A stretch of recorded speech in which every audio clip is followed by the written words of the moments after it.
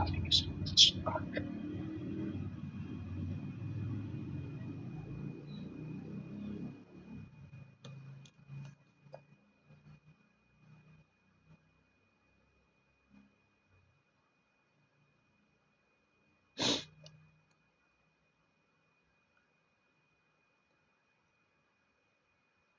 think we should start adding people. Yeah.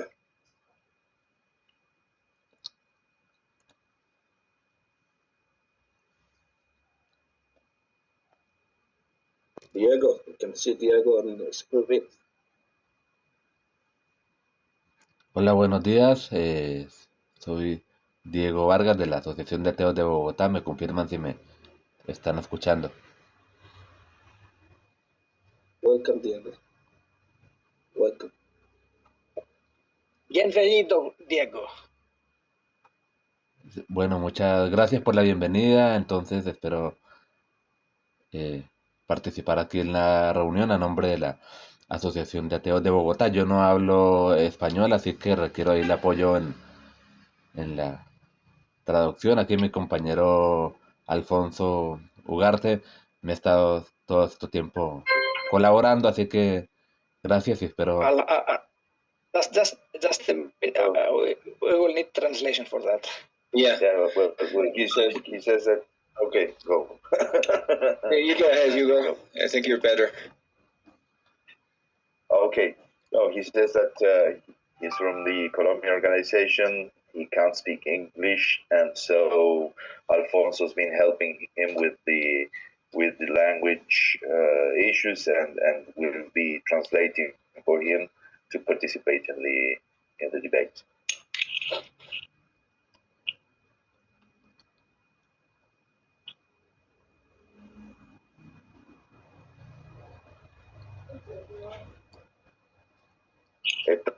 Está silenciado, Diego.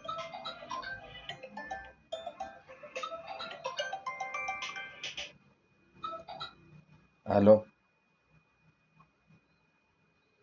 Hola.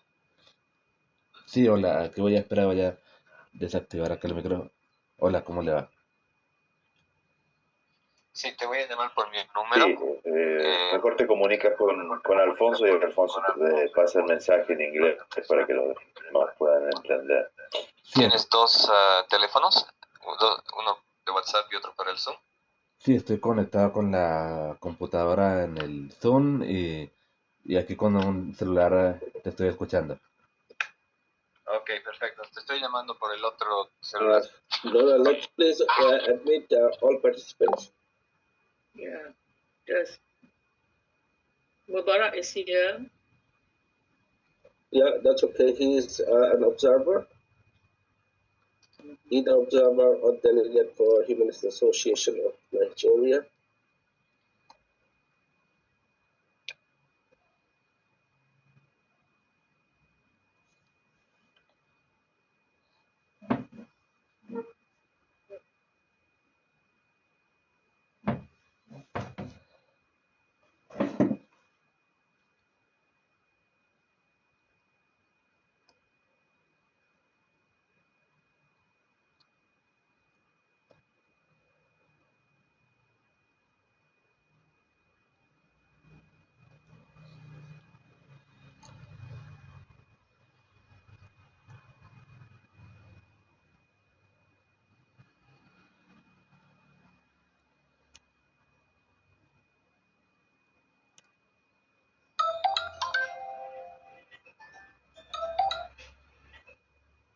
¿Aló? Sí, ¿cómo le va? Este es tu otro celular. Todo bien. Ya estamos entonces. Yo te voy a traducir por este lado. Ah, listo. Y por el otro hablo. Ah, sí, bueno, entonces aquí estoy.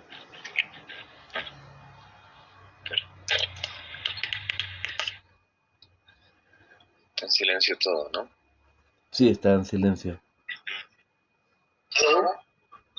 Hello. Good morning.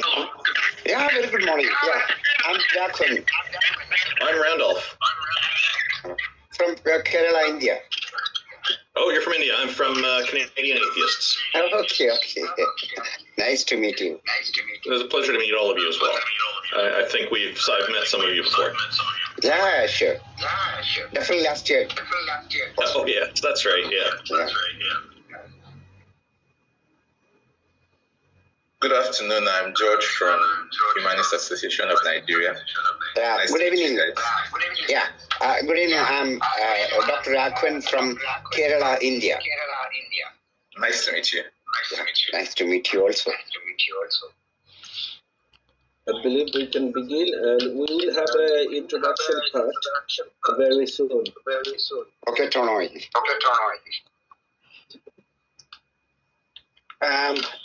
Before we begin, I think we should record this, Nora? Yeah. Yeah. Hang on, give me okay, let me just see. Recording in progress. Recording in progress. Okay. Yeah, okay.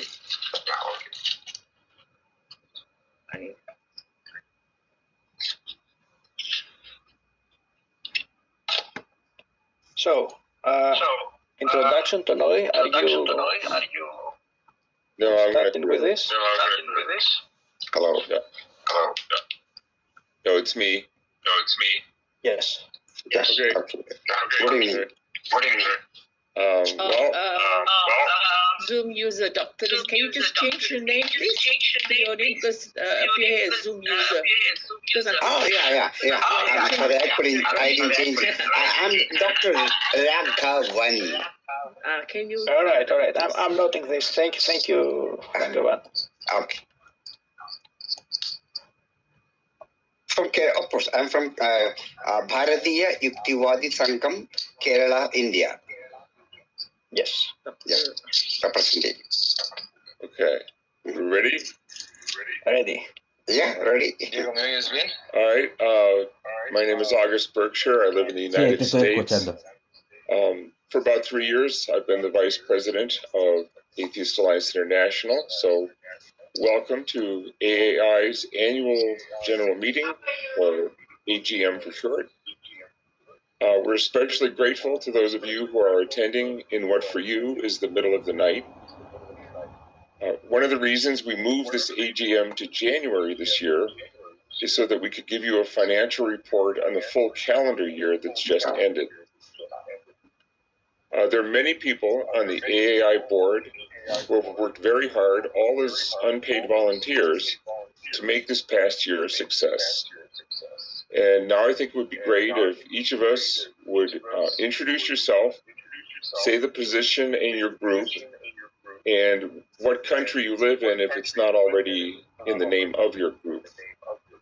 So I'm August Berkshire, I'm Vice President of the Atheist Alliance, and I'm from Minnesota, and my home group is Minnesota Atheists.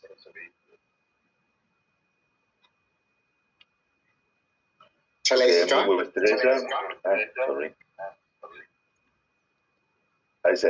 Hugo Estrella. I'm from Argentina. I live in the west of Argentina, in Mendoza, and I represent the Argentine Secular Humanist Association, and I'm also advocacy director of AI. Thank you. Okay. Shall I start? Please. Yeah, I'm Dr. Akwin, as earlier already told. I represent Bharatiya Yuktivada Sangam, a atheist and rationalist organization based at Kollam, Kerala, India. I'm the president of that organization.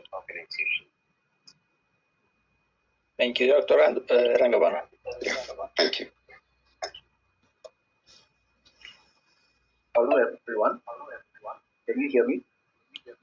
Yes. Hi, I'm AJ Surin. I'm with Humanist Malaysia, and I'm the founder and president of Humanist Malaysia. I right now live in Kuala Lumpur, which is the capital city of Malaysia. Thank you.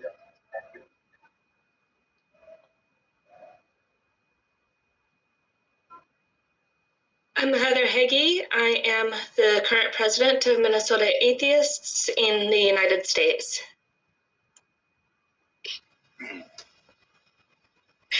Well, hello. I am Adrian Núñez. I am from Peru. I'm one of the founders of the Peruvian Association of Atheists.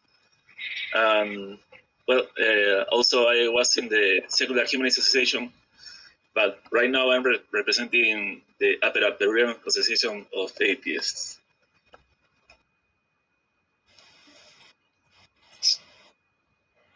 Hello all, I am Rakshit from Hello. I'm Rakshit from Ex-Hindu Atheists based in India, and we do advocacy work for people who are leaving Hinduism or who highlight critical analysis of Hinduism. And we also support other atheist organizations and movements across the world. Thank you all. And I am as a representative of the ex-Hindu atheists here. Thanks. Hello, I am Joydeep Chandrashil from Bangladesh. I represent Station Block. I'm here. Thank you. What's so strong?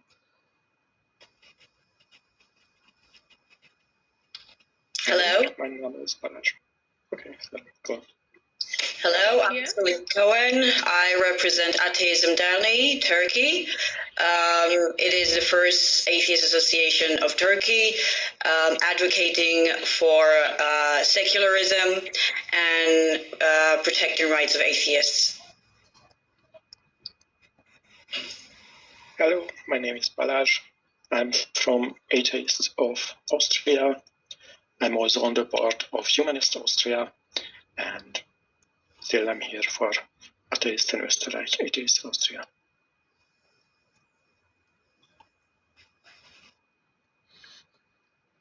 Hi, I'm George Mbwabo. Go ahead. You go ahead. I'm George Mbwabo. I'm the acting president of the Humanist Association of Nigeria. I'm based in Lagos, Nigeria, but I'm currently in Cameroon visiting family. Thanks.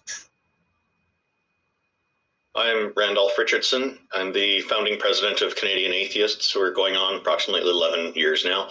We're a national atheism organization for Canada.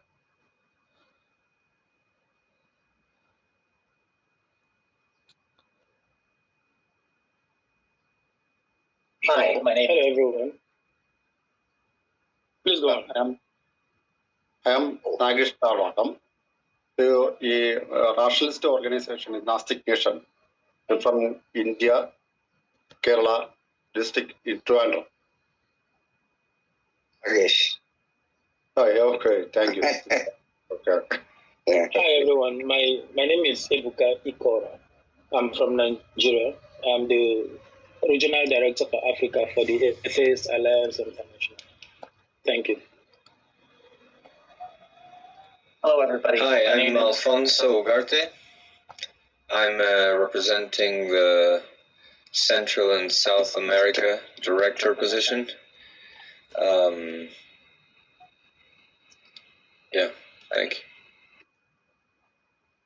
Okay, Alfonso. My name is Leslie Rosenblatt. I'm the delegate from the Center for Inquiry Canada, where I have served as its secular chair for the last several years. I'm also the host of Podcast for Inquiry, which explores humanistic values.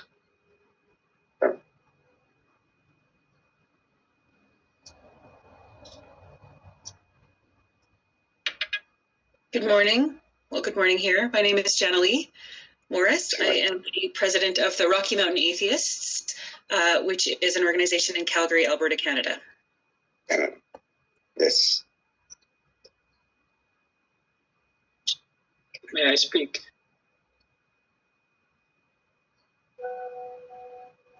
Please. Okay. Hello everyone. My name is Mubarak Bala from Nigeria, now in Berlin, Germany, and I'm here representing the President Evelyn Mafu from Northern Nigeria Humanist Association. ¿Me oyes bien, Diego, por este lado? Sí, sí, te estoy escuchando. Para presentarme. And I'm Dustin Altermann from Atheist Refugee Relief of Germany. I'm located in Dresden, and organization is mainly located in Cologne, Germany. Y él es el representante de Alemania, de Cologne. Hello, everybody. My name is Pierre-André Renaud from Libre Penseur Athée, also known as Atheist Free Thinkers, based in Montreal, Quebec, Canada.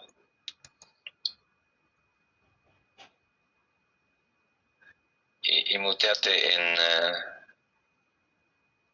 Zoom también. Me presento por aquí, ¿me toca a mí ya Yes, o...? Diego, please. Creo que ya me toca. Bueno, buenos días, soy Diego Alejandro Vargas Aguilar y represento a la Asociación de Ateos de Bogotá, soy de Colombia. Yes, so this was Diego representing the Association of Atheists from Bogotá, Colombia.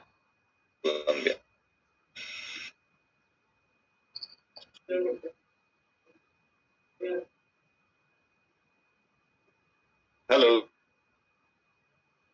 So this is Ono Romano, an atheist activist from Victoria, BC, and development director of Atheist Alliance International.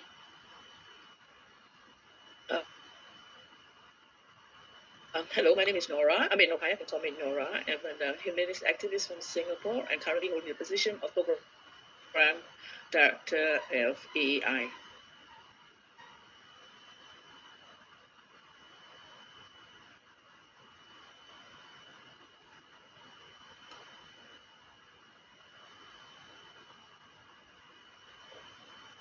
Hello, I'm Hein from AEI as well, originally from Bahama, currently residing in Australia.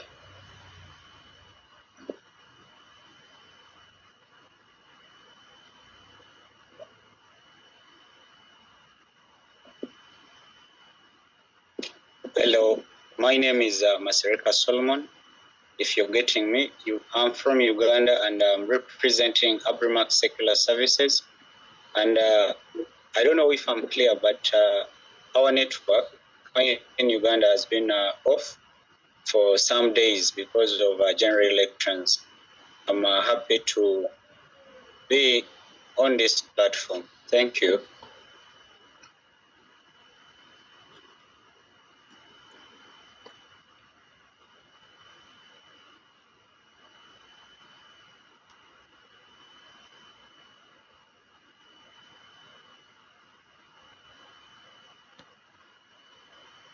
Well, good afternoon.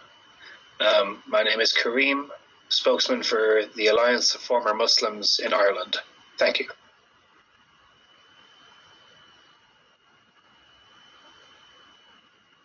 Hi, Kareem. Nice to see you here after we spoke on my email. My name is Christina. Hello. My name is Christina and representing the Regional Director Europe for the Atheist Alliance.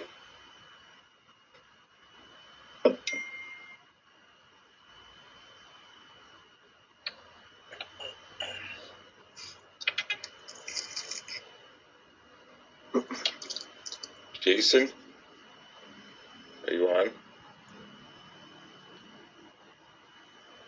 Yeah, I'm here. I'm Jason. I'm the Digital Media Director for AAI. I'm Canadian, but I live in Thailand.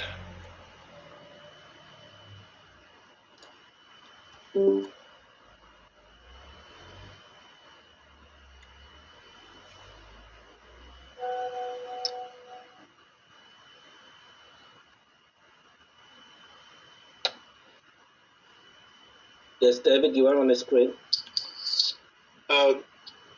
This is David Rand from Montreal, Quebec, Canada. I represent the organization Atheist Freethinkers in Quebec. Libre Pensadores Ateos de Quebec.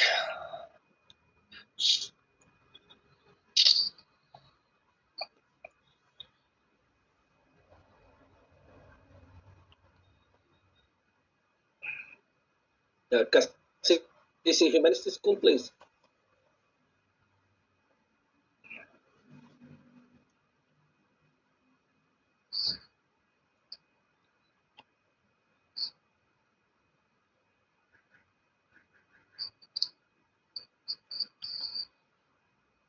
Howard?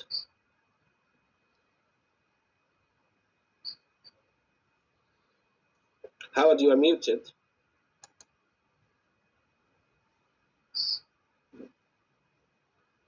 Hi, I'm Howard Berman, member of the Advisory Council, past president of AAI. Dustin, Atheist Refugee 8. I said already. Okay. Cassisi Humanist, we have Eagles View Humanist School. Hi everyone, I'm Wangus Rogers from Uganda, humanist activist and director of Eagles View Humanist Primary School. Thank you, I'm glad to be here. Hasna Ismail, please. I'll just say that in the... she can't speak. She's from representing Warung 80s from Malaysia, which is translated as Activist Cafe, Malaysia. JKLM and JKN. Would you please introduce yourself? My name is Mel. I'm together with Nora in Singapore. From Singapore. Thank you. Singapore, ex-Muslims of Singapore, Council of Ex-Muslims of Singapore, I understand. Yes. AJ Surin, please.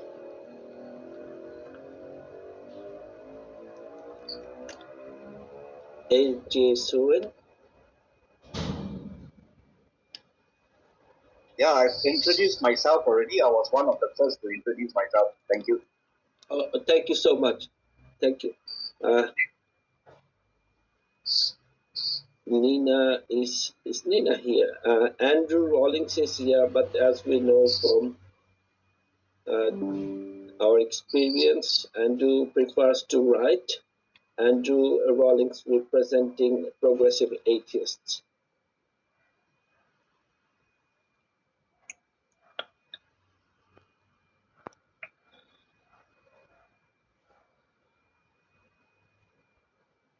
And good afternoon. That's in my end here. It's 3:30 in Frankfurt, Germany. I believe many of us are coming from different time zones. So good evening, good night, and good morning.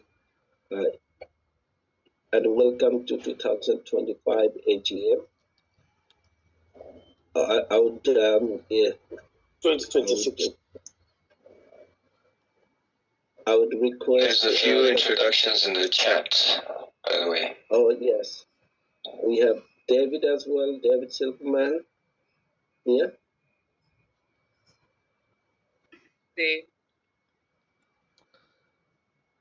You're muted. We can't hear you for some reason.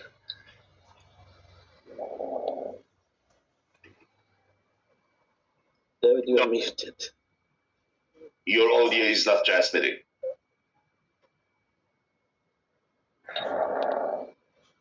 You have to probably adjust the settings.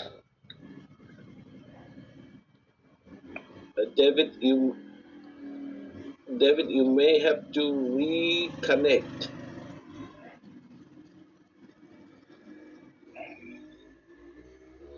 Which David? David P. Silverman. Okay. My name's Shauna Watson. He says... Yes, Shauna, please. Can you hear me now? Shauna, please. Yes. Okay, great. Yes, coming through.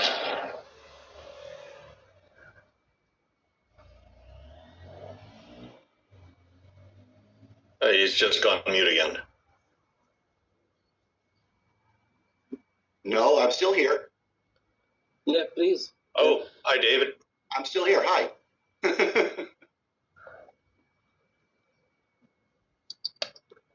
It's been a long time since we've talked. How are you doing?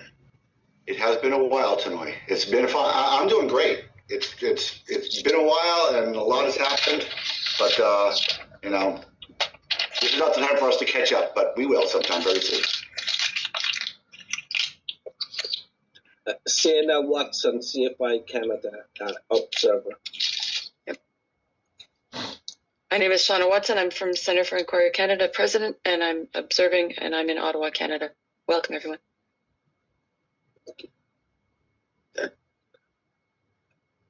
I would request all delegates and observers to mute their microphone. And please raise your hand when you wish to speak. That would make these proceedings easier. We have Dance here from Kenyan. Dance from Kenya just joined. Dance, would you please be able? Would you please like to? Under review. No, it's under review. Okay. Okay. Thank you. Will do. Dance, would you please introduce yourself? Dance Otiambo. Thank you so much, Tanoi. Comrades, how are you doing? Okay, I'm Dan Sodiambo from Kenya, under Kenya Humanist Alliance. Nice to meet all of you here. Thank you very much, Dance. We have made a few changes due to some pressing matter. We will first be announcing the election result, then minutes of the last AGM, and then we will deal with some of the motions at the very beginning. After that, we'll deal with the financial report and annual report. Y las mociones y después el reporte anual. Thank you. What is able to present the negocios. Yes. Election results. Sharing my screen.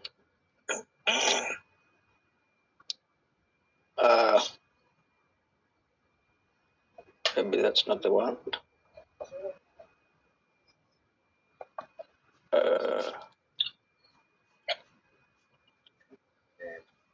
Voy a compartir la pantalla donde se va a discutir. Okay, my mistake. So, do you guys all see? Thank you very much. Yeah. Boris. Right. So, we all we all represent volunteer organizations, and mostly we all are volunteers for our organization. And it is because it is really hard for our organization. So, these are the results. There are some members that voted, but some did not have valid votes, as our returning officer has noted here. However, these are the results. All candidates have been elected for the role they were nominated for. I'd like just to note that these are the members that voted by the deadline that was set, and some of them had invalid votes. Some members voted after the set deadline, and there was a member that communicated after the deadline for reasons that were explained, and obviously it did not have valid votes. So these are the results. Let us congratulate all the newly elected members of the board. And I don't know if there is something to discuss further here. Karim, I think you have raised your hand. I'm just curious why our vote was invalid. Because if I recall correctly, in the email, it said that there was a ballot paper attached, but for us there was no attachment. So that's why we replied in the way that we did. No, I think your reply was okay, I think, but as I can see here, it says about an invalid mail. So you probably have voted from an email that was not the one that the ballot paper was sent to. I think it was from our primary email account. Yes, this is mentioned in the, you know, have a list of emails for all the affiliate members. We have 2 emails, I mean, a first point of contact and a secondary point of contact. And it seems that you replied from, you voted from another email. This is, I mean, it did not create some problem with the elections for this time. But let us be very careful next time. I mean, maybe that would have been prevented if our returning officer were, you know, because I have done this in the past. And when I was receiving something that was not valid, I was, let's say, replying and saying, careful with this, you have to amend this thing. But obviously our returning officer does not have the time. So he just, you know, invalidated that vote and proceeded. It's okay. No problem was created again. I mean, for this year. But so yeah, congratulations in any case, and yeah, I'm happy that it worked out relatively smoothly. Thanks, and let us be in touch for you know, for this for details like this. Okay. So thank you, everyone. Any other comment? Just for this, I have a comment that is, we would really appreciate if from the next election, the members introduce their candidates. It is really difficult for the alliance if we do not have adequate number of board of directors. It would also look very nice if we have a competitive elections. Thank you.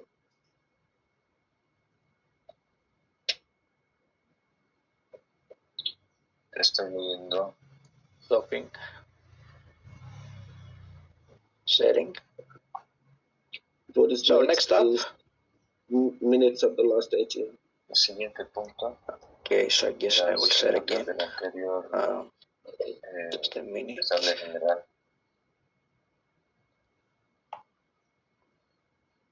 Estoy atento a tu grabación, gracias por la pregunta. Hasta que habrá temas variados o alguna sección donde yo puedo participar de la palabra.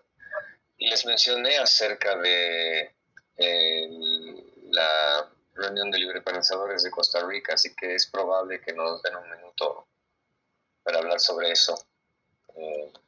Listo, muchas gracias para yo comentarles. Sí, te voy a decir que me contestaron. Ay, no sé, supongo que mi teléfono. Kannan, congratulations, Kannan. Yes, sir. Yes, sir. Sir, ഇത് sudden ആയിരുന്നു, ഞാൻ പ്രതീക്ഷിച്ചില്ലായിരുന്നു. Kannan, can you just change rename? Is it Kannan? Un anuncio de un par de minutos. Kannan Sivaram. Entonces, right? Sivaram.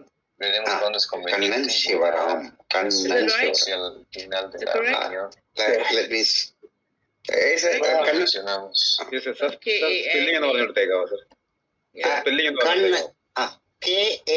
Kannan, Kannan. Okay. Then Sivaram means Sivaram. Okay, correct. Yeah. Kannan Sivaram, yes.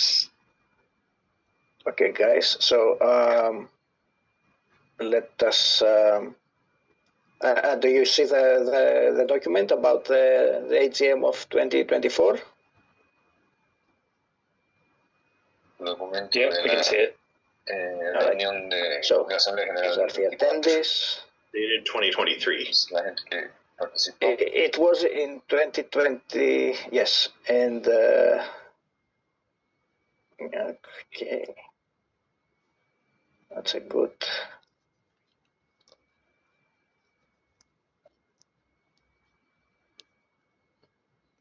Thanks for this.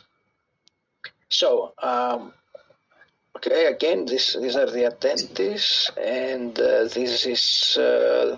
this was the agenda, and the minutes which we accepted. We had the announcement of the election results that year. Then there was the financial report and some information about our CARIFOLIA reinstatement process. Then there was the review of the year, which is mentioned here briefly. It is in detail in the annual report of that year. Some discussion about the Athens Refugee Assistance Program and the Athens Census, and a suggestion that we had from Avinash Patil from the affiliate member months in India. These are the minutes.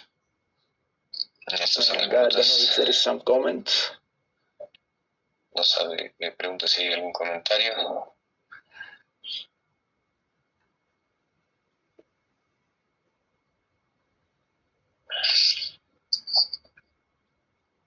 I mean, this is 2024, but this is 2026, as Tonoi explained in the, or August, sorry, it was August, explained at the beginning of the year, the board decided to, to hold the meeting at after a full calendar year, so that we have,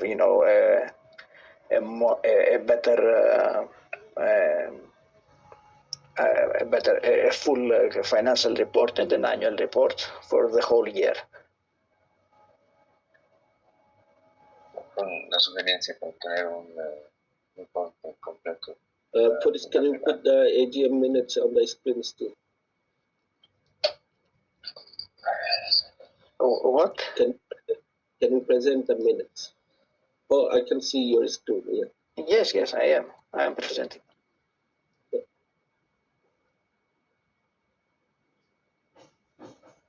Would there be any comment about the minutes of the last AGM?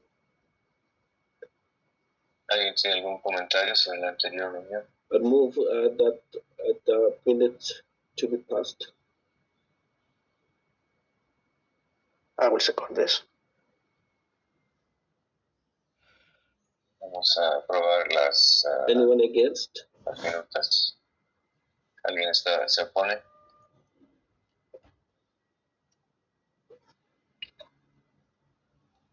Any abstention? ¿Alguien se abstiene?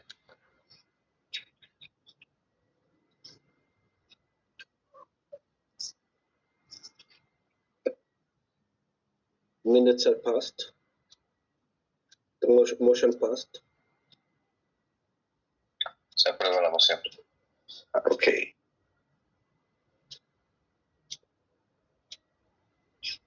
Somebody in the text chat is indicating that they can't speak. It's Hasna Ismail from Warung, Atheist Malaysia. El miembro de Malasia Atea no puede participar. Yeah, yes, we noticed that. So we have the chat as well, and the secretary of the alliance will have a close look at the chat. We can raise any issue at the chat as well. Just read it for them. I think they were trying to contribute this way. That's all.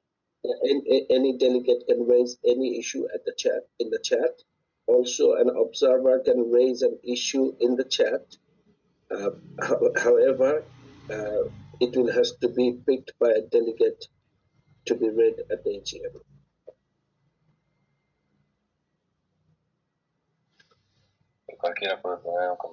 We will be dealing with the motions at this section of the AGM. Can you please proceed? Yes.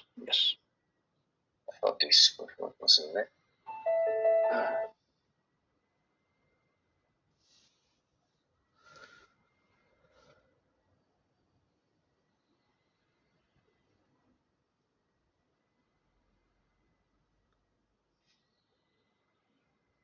No.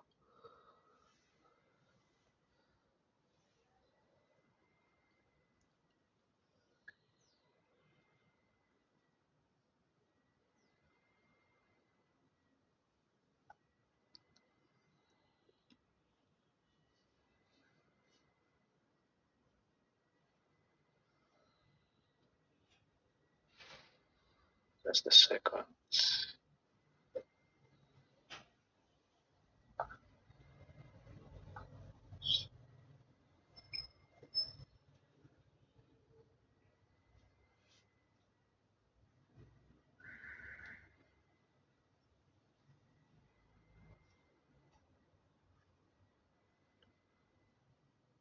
I'm answering the question in chat. You click on reactions at the bottom tab, and then another window is gonna pop up, and raise hand is there.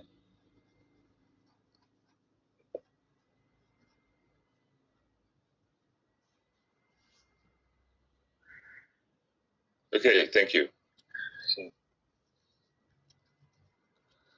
En el chat se puede levantar la mano si alguien quiere hablar.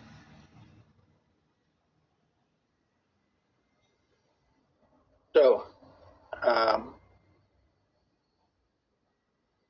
now presenting again.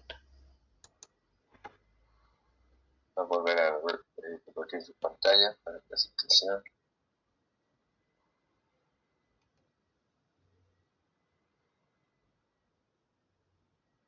Can you guys see? Yes. Yes, we can.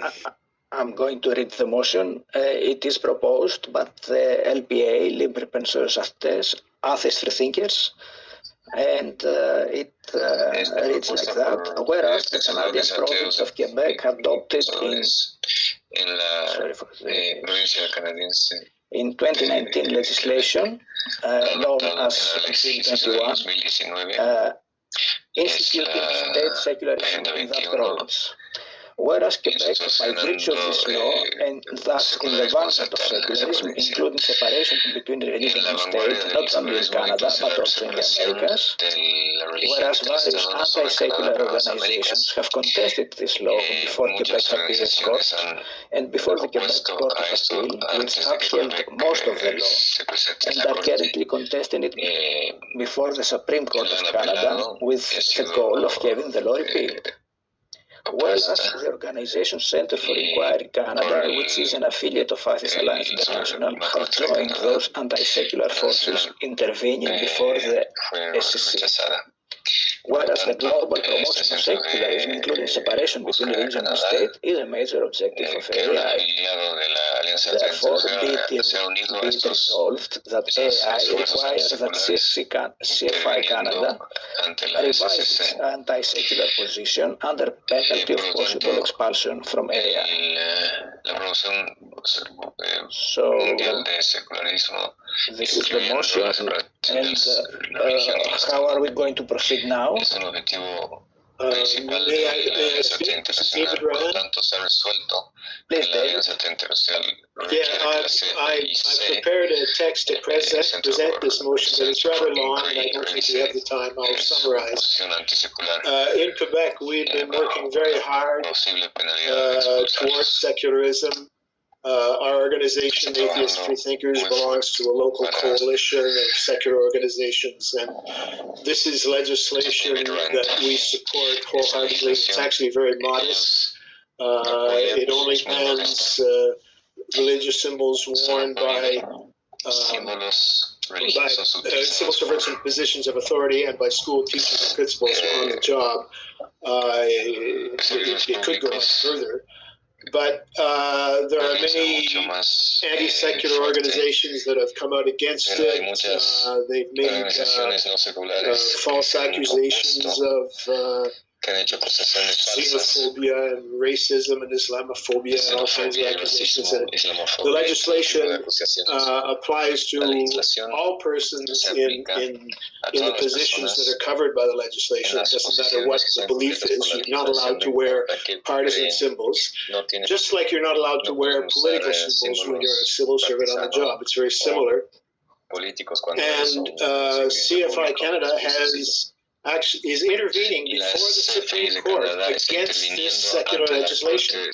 We consider this to be a really serious betrayal of secularism. Furthermore, I would point out that CFI Canada has taken a position that the separation of religion and state is a part of secularism they don't support. They've rejected the concept of separation between religion and state.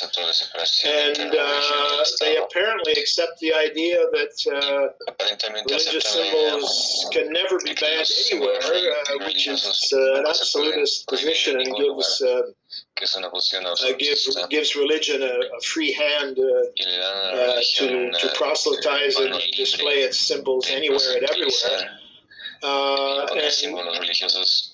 So we consider this to be, at Atheist Free Thinkers in Montreal, their action is a really serious betrayal of secularism, and we want AAI to take a position condemning this and saying that we agree that a secular state can ban symbols in some situations. It's perfectly valid to control the symbols that state employees wear on their person. And this is something that needs to be defended because those symbols are a form of proselytization, either direct or indirect proselytism. Thank you. Are you done, David? I think Randolph has raised his hand. No, we will hear from our Canadian affiliate members and all other members. So I would ask you to present Section 22 and Section 23 of the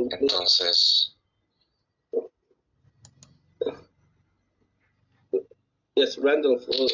Diego, let us deal. I'm wondering if the presenter just now, his organization has been in touch with CFI to try to resolve this. Thank you. Yes, we have. We've on two occasions, once about 5 years ago and again a few months ago, we proposed a public debate on the issue. And the first time several years ago, they refused the idea. And the latest time, they didn't even answer. So they do not want to debate with us. We consider that this issue is very important and needs to be aired. And that's the purpose of the motion, which which we put to you today, is that so this issue is discussed. And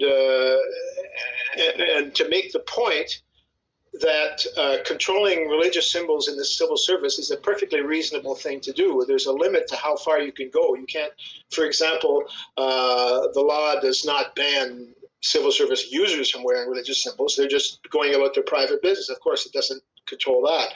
Only the employees and only in certain jobs. So we have tried to air this, and they have rejected our attempts. David, we'll be taking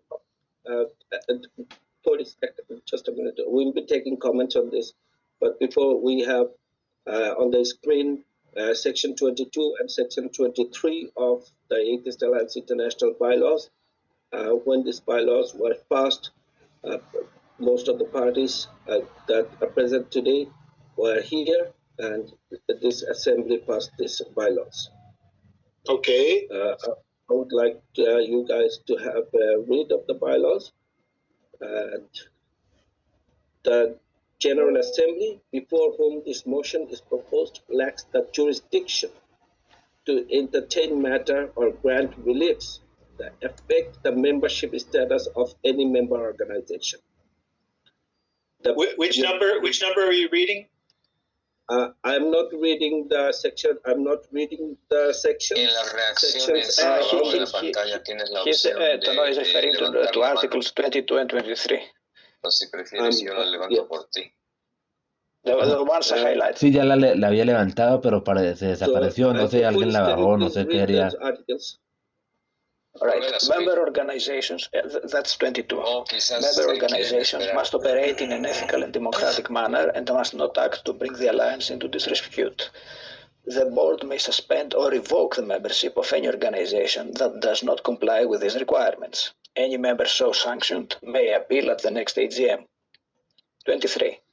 If an organization's membership is suspended or revoked, or its application for membership is refused by the board, it may, upon request, have the decision voted on at the next general meeting. If the board's decision is overturned by a simple majority of the votes cast at the general meeting, the organization will be reinstated or approved for the appropriate level of membership. So this assembly, AGM, does not have the jurisdiction for this motion. This prayer therefore be resolved that AI requires that CFIC revise its anti-secular position under penalty or possible expulsion from AI directly implicates the question of membership and the power of expulsion. Such power is not exercisable by the General Assembly in the first instance. Rather, the General Assembly may only exercise appellate oversight over a determination has first been made by the Board of Directors, which is vested with original jurisdiction over membership and disciplinary matters. May I comment? No, I haven't yet. Therefore, can be amended if the motion is amended in a way that this AGM has jurisdiction, can be proposed before the AGM, and if the AGM allows an amendment and it does not contravene the AI bylaws, we can have a different procedure. May I ask you to redisplay our motion? Yes. So I can explain something? Va a repetir la moción. You'll notice that the motion says possible expulsion. The motion doesn't say that CFI should be expelled immediately. It says that AI should require that it revise its anti-secular position. In other words, we're asking AI to take a position. Whether or not it expels CFIC, that comes after. Okay, the important thing is that AI take a position that such activity is anti-secular. That's what I'm asking. I don't know if the meeting, if this assembly has the power to do that. That's what we're asking. That AI take a position criticizing such anti-secular activity on the part of an affiliate. I think Hugo has raised his hand. Maybe he wants to comment on this. Oh yes, please. I appreciate this subject being brought to this meeting, and I was also reading the Article 13 of our bylaws, which applies also to this situation. I don't know if you want to read it for this. It's very Article short. 13? Yes, please. So just a minute, because I have a small screen here. Okay. No, this is about the supporter. Uh-huh. And okay. still, it it's has to do connected with the supporter. with the best interest of the alliance as a whole, etc. So my point of view and my understanding of this situation. First of all, I would like to hear CFI's position about this, and secondly, I think that being an umbrella organization as we are, we are not entitled to judge what the position of a particular organization is in a particular subject. If there are there is more than one organization in the region, and they have different approaches on a specific matter, I don't see that we are allowed to judge or to expel or to take that kind of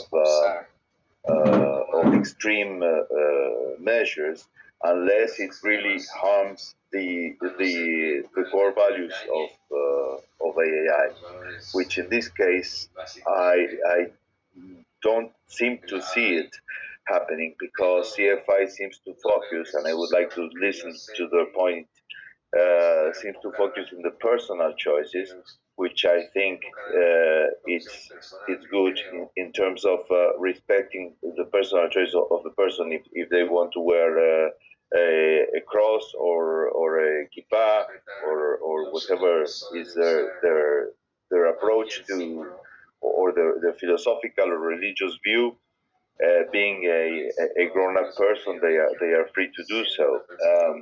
May I like it or dislike it, but since they don't impose it on others, I don't see any breach of secularism in that case. And that seems to be the CFI point.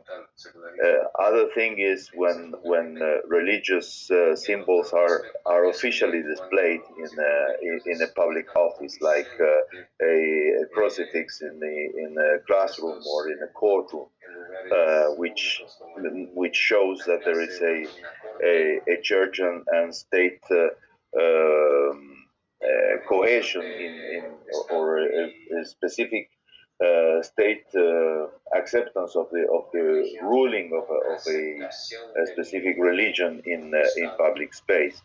So in that case, I would be careful in terms of respecting individual views, the individual space, which is also their body and their garments. And secondly, what should be considered the public space, which is invaded by religious symbols. So I don't think AAI should or can take measures in that specific case. We have two organizations with different views on the subject, and we have to support both of them as members of this umbrella organization. But we cannot judge what the particular approach is, because they have philosophical differences in addressing the same law. One can personally feel more prone to one or the other view, but it doesn't mean that AAI as organization should take a position supporting one or the other. That's what I understand from this. Yes, after August raised his hand. Yeah. The discussion of the motion is premature, the merits of the motion. Right now we're trying to discuss, is it written in a valid way? And can you put the motion up and the ending, it's the therefore part really that we're discussing. Fotis, can you put up the motion again?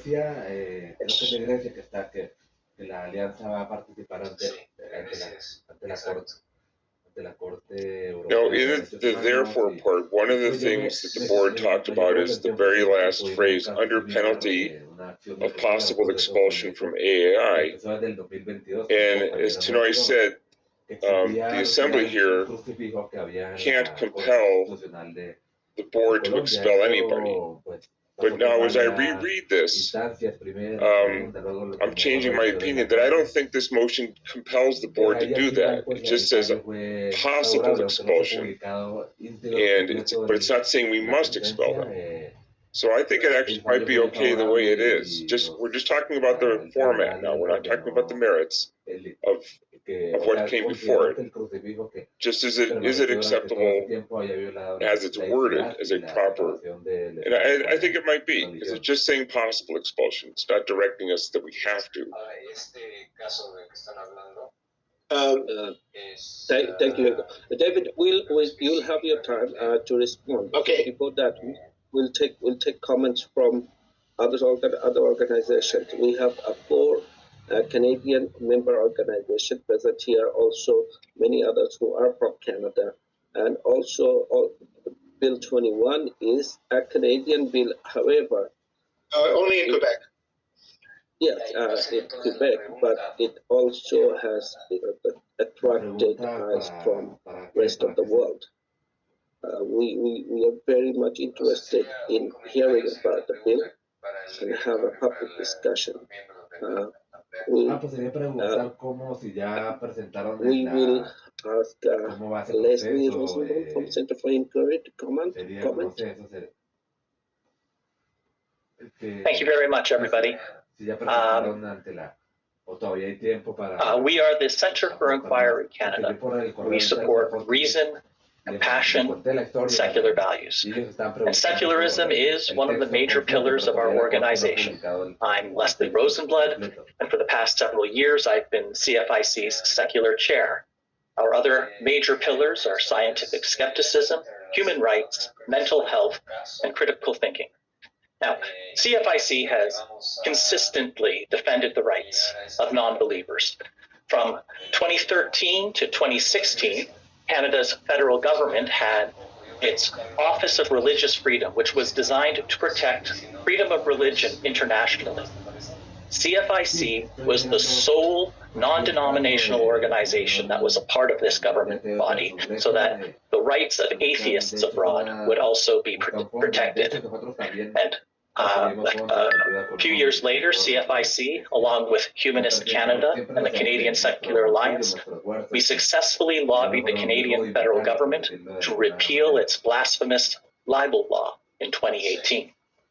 CFIC was part of a coalition of secular groups that organized a petition and successfully changed government policy so that atheists fleeing prosecution for their lack of belief would be recognized as refugees by Canada on an expedited basis in 2022. CFIC is currently leading a group of secular organizations to change Canada's census question on religion, which is currently biased and therefore overcounts the number of religious Canadians. So I say all of this only to demonstrate that CFIC has consistently, over the years, adhered to secular principles and continues to do so this day. Now, I don't want to debate the merits of Bill 21 here today. I will only say that CFIC's stand against Bill 21 is principled, not because we advocate for more religious symbols in the public square, because freedom from religion is only possible if one also supports freedom of religion. It's similar to freedom of expression. The real test is permitting speech you find offensive and loathsome. I will point out that I have been a secular activist in Canada for nearly 20 years, and nothing has split the secular community in this country like this piece of legislation. Several secular groups, like atheist freethinkers, are staunchly in favor. Several others, like the Centre for Inquiry Canada, are opposed. Some have chosen not to take a position. And while passions run high, there is no consensus in Canadian secular circles on whether Quebec's Bill 21 is a good or a bad piece of legislation. Therefore, contrary to the claims of this motion, neither atheist freethinkers, which supports Bill 21, nor the Centre for Inquiry Canada, which opposes it, is an outlier among Canadian secular institutions. You should also know that the motion contains a factual error. Center for Inquiry Canada is not intervening before the Supreme Court of Canada. You should also know that Mr. Rand has made a false claim in his oral statements, in that while CFIC does not participate in debates, we do engage in conversations. The third and fourth episode of Podcast for Inquiry, of which I am the host, were both dedicated to the topic of Bill 21. The third episode was a conversation with a supporter of Bill 21. Fourth episode was a conversation with someone who opposed it. And in fact, in just under 1 hour from right now, I will be participating in a discussion, not a debate, about Bill 21 with the president of the Humanist Association of Quebec. Now, CFIC might change its stance on Bill 21 in the fullness of time, but I do speak the entire board of directors, Center for Inquiry Canada, when I say we will not in response to this motion.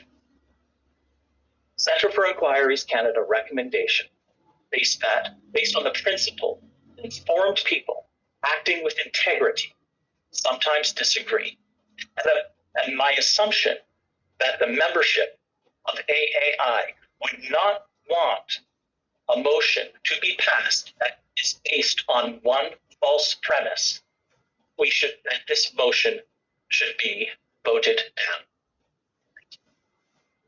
down. Thank you, Leslie. Before we take more comment, I would like to point out that when you comment, please also emphasis on this aspect. For a long time, AI held a view that AI is a broad church where opinions are invited and appreciated.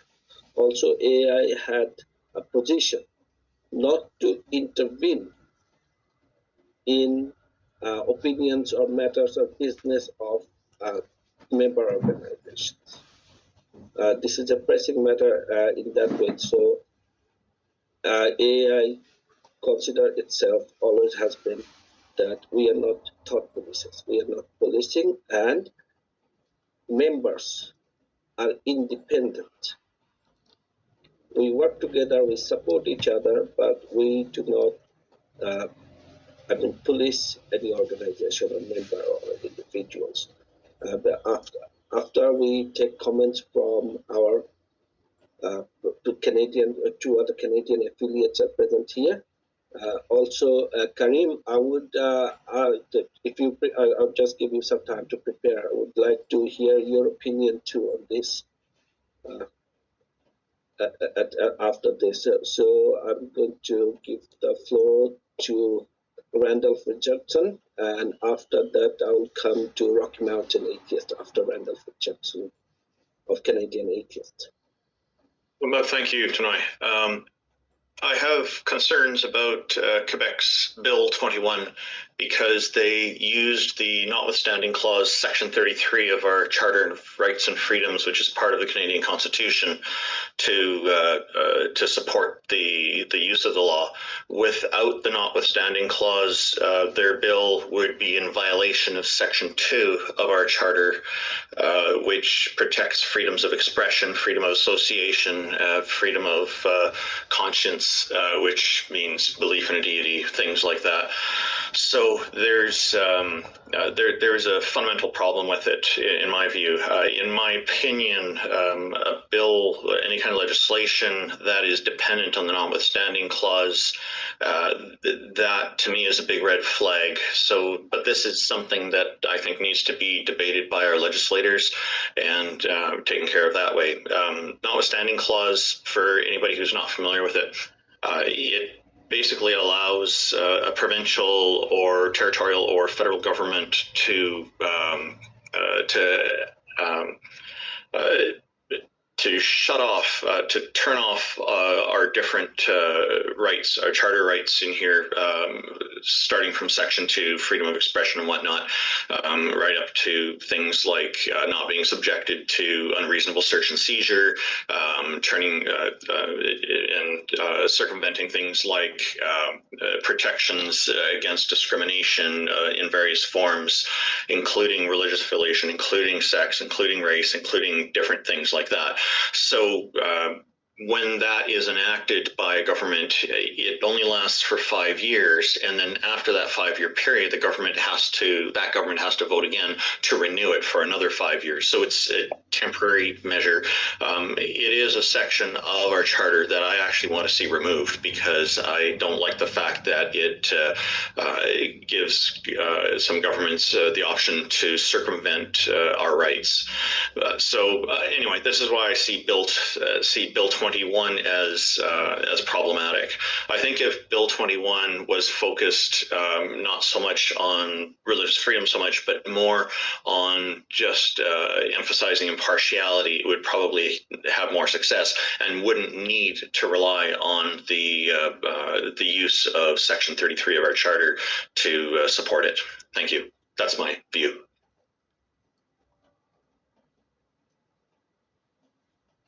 And on the independence of member organizations, would like to hear your view, because this issue also has an implication on that.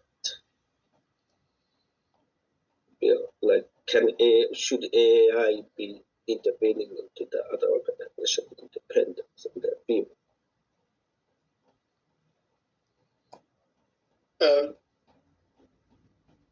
Would you like me to speak now? Yes, Rocky Mountain. Okay, thank you. I agree with what Randolph was saying. The use of the notwithstanding clause is very problematic in this case, in all cases. I would say from Rocky Mountain Atheists, the bill at first glance might make sense. It might seem like it's promoting secular values. However, when we actually see the bill in action, I think what occurs is it actually does not achieve what we as secularists want to promote. We think causes religious groups to become more entrenched. It sets up an us versus them dynamic, as opposed to encouraging conversations, encouraging relationship building, and encouraging folks to pursue things like education. And we know that the higher level of education that people have, the more likely they are to become secular and to break down some of those religious mythologies that people are following. So in practice, we feel that this bill actually is not going to achieve what we're hoping to achieve from a society level. And so for all the reasons that have already been discussed by Leslie and by Randolph, Rocky Mountain Atheists feels that it is a very complex issue, and likely is not the best way to go about getting our goals met. And further, that we agree with a lot of what the board members have been saying here, that there's no role for Atheist Alliance International to be dictating what individual member organizations are doing, because these issues are very, very complex, and I don't think that there's a role for AAI to be playing. But thank you so much. Karim, please. Karim Motion. Yes. I would take a different view. I would suggest that while it can be difficult to come to a definitive, correct answer on this, it is a fundamental issue, and it's something that our alliance should probably take a stance on. I can appreciate the position of the CFI and that they're concerned about free speech, but I think we're incredibly naive if we think that bad faith actors won't exploit this bill to proselytize. because we know that's how these organizations operate. I mean, when you allow religious symbols in the workplace, you're establishing that overt religious expression is permissible. And once you permit that, it becomes increasingly difficult to draw a non-arbitrary line between passive religious symbols like crosses, hijabs, and active religious expression like verbal affirmations, invitations to prayer, that sort of thing. And if those distinctions are unclear, then employers may face a certain pressure to tolerate more explicit forms of expression, such as proselytization, especially when there's pressure from groups who wail about so-called Islamophobia or whatever else. So that's the reality. We in the Alliance of Former Muslims are very pro free speech, but we also recognize that not everyone, sadly, in our society, has that same vision, that same goal. There are bad faith actors who will, under the guise of pluralism and tolerance, push their agenda, and they do it by degrees, such as what they're doing here in opposing this bill. So for our part, we will be supporting this motion, and we do think it's important that Atheist Alliance International takes a clear stance on it. Thank you.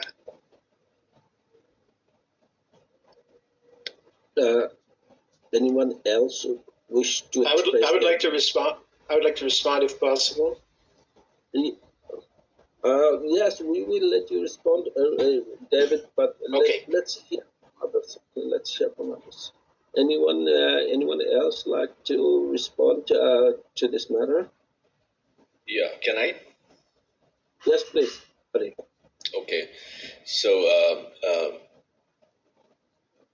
I was a person who was keenly observing this Bill 21 since last couple of years, and I would say I would back this Bill 21 because this is something which is required in this era where certain groups of religions, especially some religions like Islam, who are hard on these religious symbols, which uses that as a reason to include or to impose their presence and their rules into the society.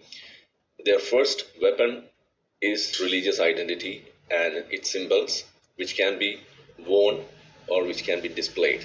And that includes something like hijab or something like other dress codes, even religious symbols which can be part of the body itself, like the beard or having a mustache or not having a mustache, etc. So being a secular state should also include such a principle where such symbols which can be worn or which are part of the body can be used indirectly or directly to explain who they are or to give a signal who they are, and that can have a positive impact on the community and their decisions or their opinions. And that's how it is seen everywhere in the world. So in a nutshell, I would say, irrespective of all the arguments here which I was hearing, which is against the freedom of religion and other things, some sort of a concern that might go against the religious freedoms, I would say this Bill 21 should be backed and should be made possible, and I back this motion. That's what I would like to convey here. Thank you.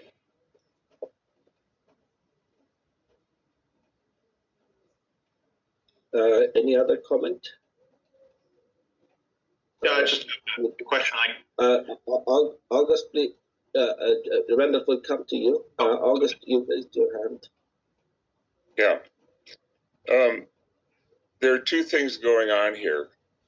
One is whether Bill 21 is good or not. The second is whether AAI should require an affiliate to change its position on Bill 21. And you can think Bill 21 is great, but you can also think it's not our business to tell CFI what position they should take on it. And when it comes to expelling a group from AAI, there's three things that we look at. Is the group democratic? CFI is, so that's not a question. Is CFIC in general agreement with AAI? They are. They probably agree with us 98% of the time. And has CFIC brought dishonor to AAI? And I don't see how their support of this bill dishonors the alliance. Some might think that their opposition to Bill 21 brings dishonor to them, but that's on them. It hasn't brought dishonor to the alliance. And so I really, even if you support Bill 21, I don't see that we have grounds to tell CFI what to do, much less to expel them. So that's my opinion. Jason, would you please, Jason, you're a Canadian citizen. Sure. Canadian director, would you like to take the floor? Yeah, so I'm Canadian as well, even though I haven't lived there for over 20 years, but my passport still says Canada. I would say August is probably more Canadian than I am, living near Canada. But yeah, I support the sentiment behind Bill 21, that people, public servants in public-facing roles should not be wearing religious symbols. So I fully concur with that premise of Bill 21. Now, whether, as Randolph pointed out, the use of the notwithstanding clause to get around the Charter of Rights and Freedoms, yes, that is troubling. But I think the general consensus, I would say, probably of everybody here is, yes, we all concur with the fact that public servants should not be wearing religious iconography when they're facing the public, because that could very well, like as we know, the Atheist Support Network works very hard to get ex-Muslims out of dangerous cultures and societies and help them to obtain whether refugee status or residency in another country where they can be safe. So if someone, say, from a Muslim, an Islamic society, one of the Islamic republics, say Pakistan or Iran, has emigrated to Canada, and this person is in need, like say a woman is being abused by her husband, and a police officer shows up who is Muslim, how comfortable is that woman going to feel? So yeah, I fully support the sentiment of Bill 21 that these civil servants should not be wearing any sort of religious iconography. Now, how do you enforce that? Like, you have the Sikh turbans. We had Arif speaking a moment ago. I don't know how you would get around that in India, like just telling 10 to 20% of your populace, sorry, you just can't wear this turban if you're going to be working, as a teacher or as a police officer or judge, whatever. So yes, there are issues, but personally, I support the idea behind it. I disagree with the fact that we as an organization, as an umbrella of affiliates, should be dictating. As August said, we do not have a role as the sort of, what's the word I want? As all of the affiliates come together. It's not our position to dictate to anybody, to CFI, to atheist freethinkers, to Canadian atheists, to anybody, to any of our affiliates, unless, as it was pointed out by August and Fotis, that the organization has acted in some way to bring disrepute. And I believe, from what I remember of the bylaws, that was put in because should an organization have been taken over, say an organization in another, like say Turkey, let's say it gets taken over by the government and becomes promoting religion, and in that sense, I would then be able to kick them out because the organization and its founding charter has been compromised. So the position or the bylaws exist and give us that discretion to do that, but it fails to reach that in this case. So that would be my position. Thank you.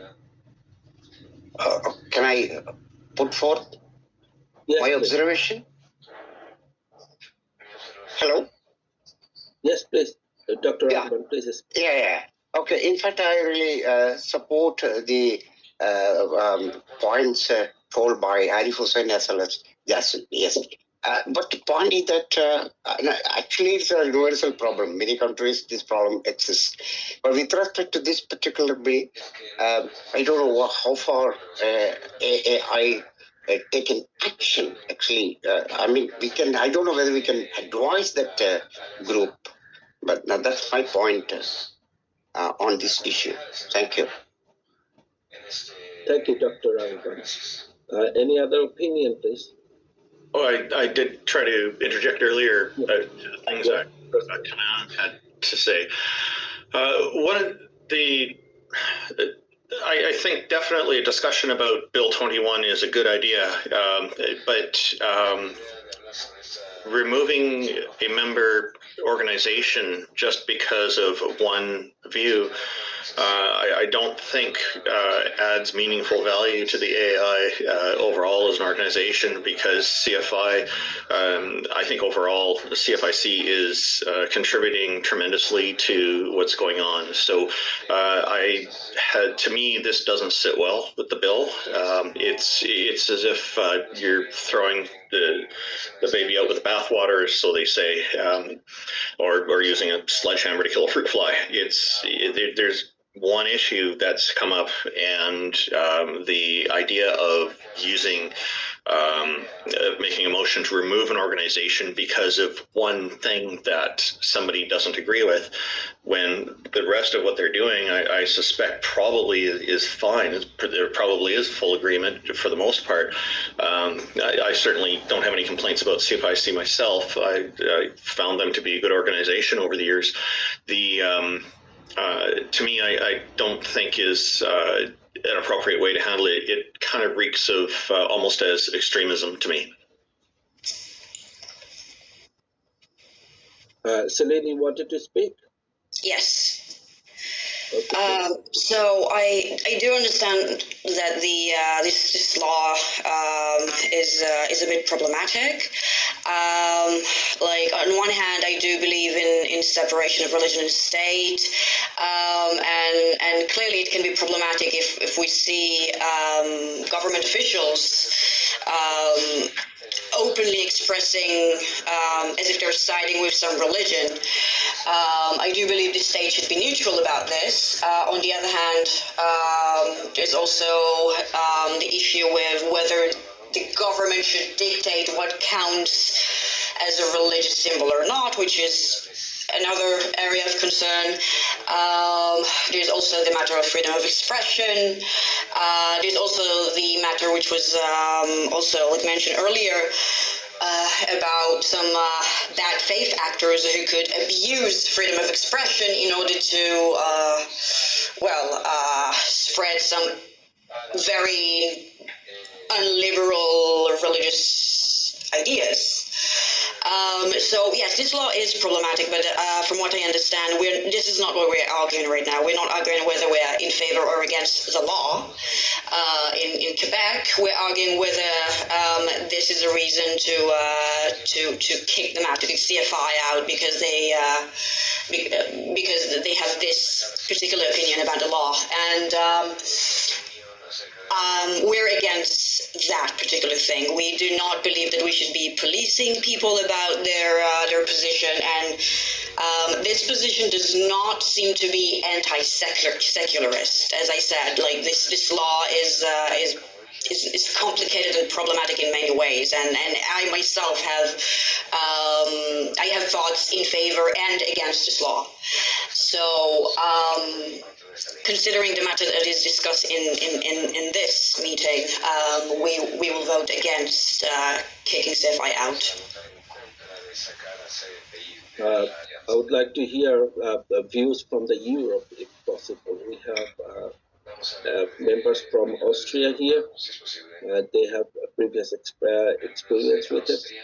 We have members from Germany as well. So, we had the expression we had the thought. We already had the thought from Ireland. So, any European opinions would like to talk?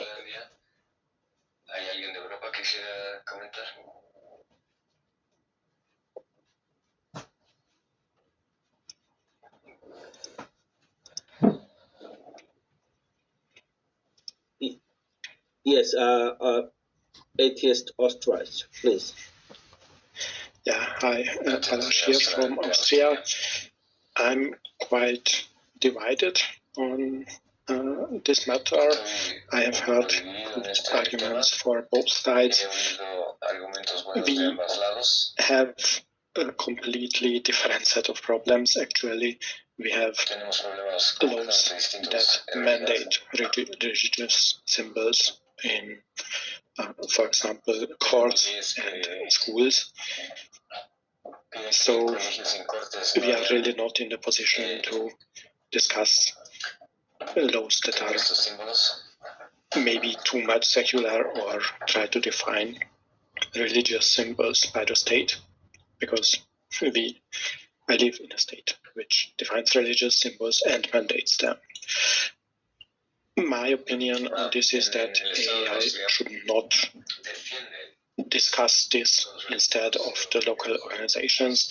They should discuss it inside the country, and they are not the only ones who are discussing it.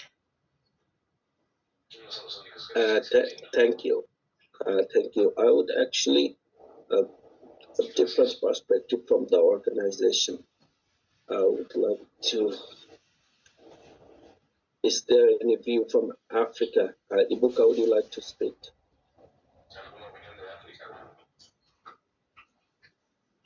Ibuka?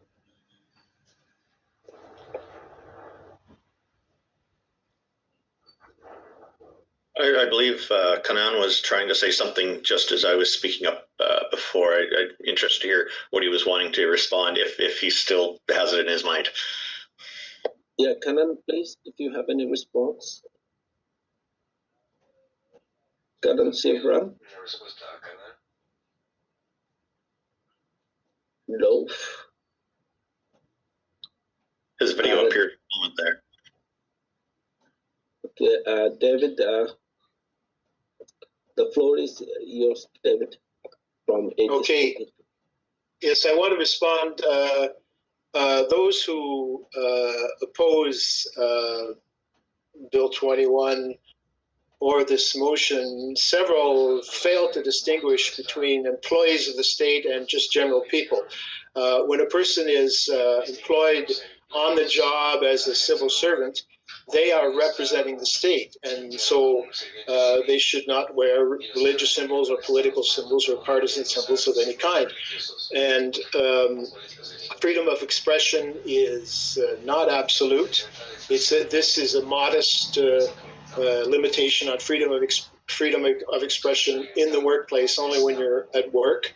And it's also important to distinguish between religious practice and religious belief. This Bill 21 has no effect on religious belief, only practice by civil servants in the workplace. And it applies to everybody. And it actually helps protect freedom of conscience and freedom of religion by making sure that the civil servants on the job are not promoting a religion by what they're wearing on their person. I also want to point out that CFIC, yes, is intervening before the Supreme Court via its partners. It's partnered with two other organizations, Canadian Secular Alliance and the BC Humanist Association. They announce it on their website that it's in the name of the other two, but CFI is joining with them in intervening before the Supreme Court. If they were simply against Bill 21 and said they're against it, that wouldn't be as bad. But they're intervening before the Supreme Court of Canada, the highest court in the land, against a secular legislation. That is an anti-secular position, in our opinion. And I would also point out that CFIC defined secularism a few years ago, took an official position that secularism does not include the principle of separation between religion and the state. And it's clear to me that they did that in order to have their cake and eat it too. They want to continue to call themselves secular while opposing secularism in this particular case. And this particular case is, in our opinion, the most important issue facing secularists in Canada, at least, and it has implications for other countries. And the secularists are in fact, to say that secularists are divided, that's not exactly true. The division is between linguistic groups. almost everybody outside Quebec, the organizations, oppose it, whereas within Quebec, all secularists support Bill 21. And this is vanguard legislation, modest as it is. It's a major thrust towards secularism. We need help. The opposition to it is enormous from political Islam, from other groups, from groups with an ideological agenda, cultural relativists, and so-called anti-racists. Who the bill has nothing to do with race, but they accuse it of racism, which doesn't make any sense at all. Oh, and I would mention also that the BC Humanist Association took a position that Bill 21 will harm people of color, which is complete nonsense. Has nothing to do with with skin color or race.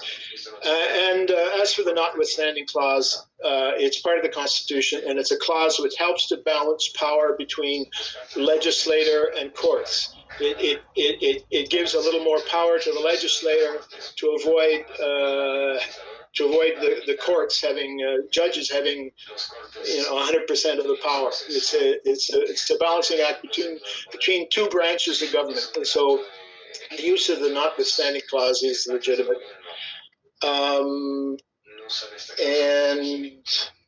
I think I've said everything I want to say. CFI Canada, please. Thank you.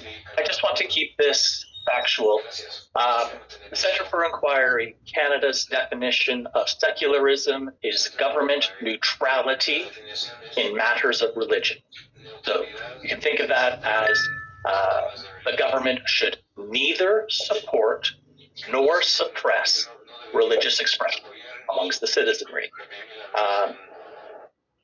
As far as I know, I don't think David Rand is a member of Centre for Inquiry Canada, so I'm simply going to tell you he is actually wrong when he says that the motivation for adopting this definition of secularism had anything to do with Quebec's Bill 21. It did not.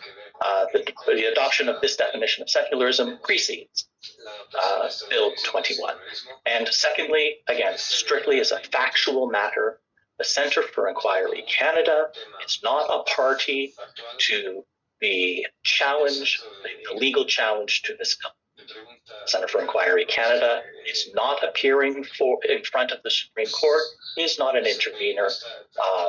Are 38 interveners.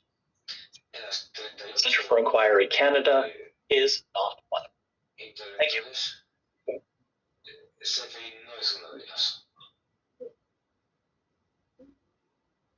But you're partnered with the Canadian Secular Alliance and BC Humanist Association, who are intervening, so it's all the same. All right, thank you, David. Callan, you wanted to say something?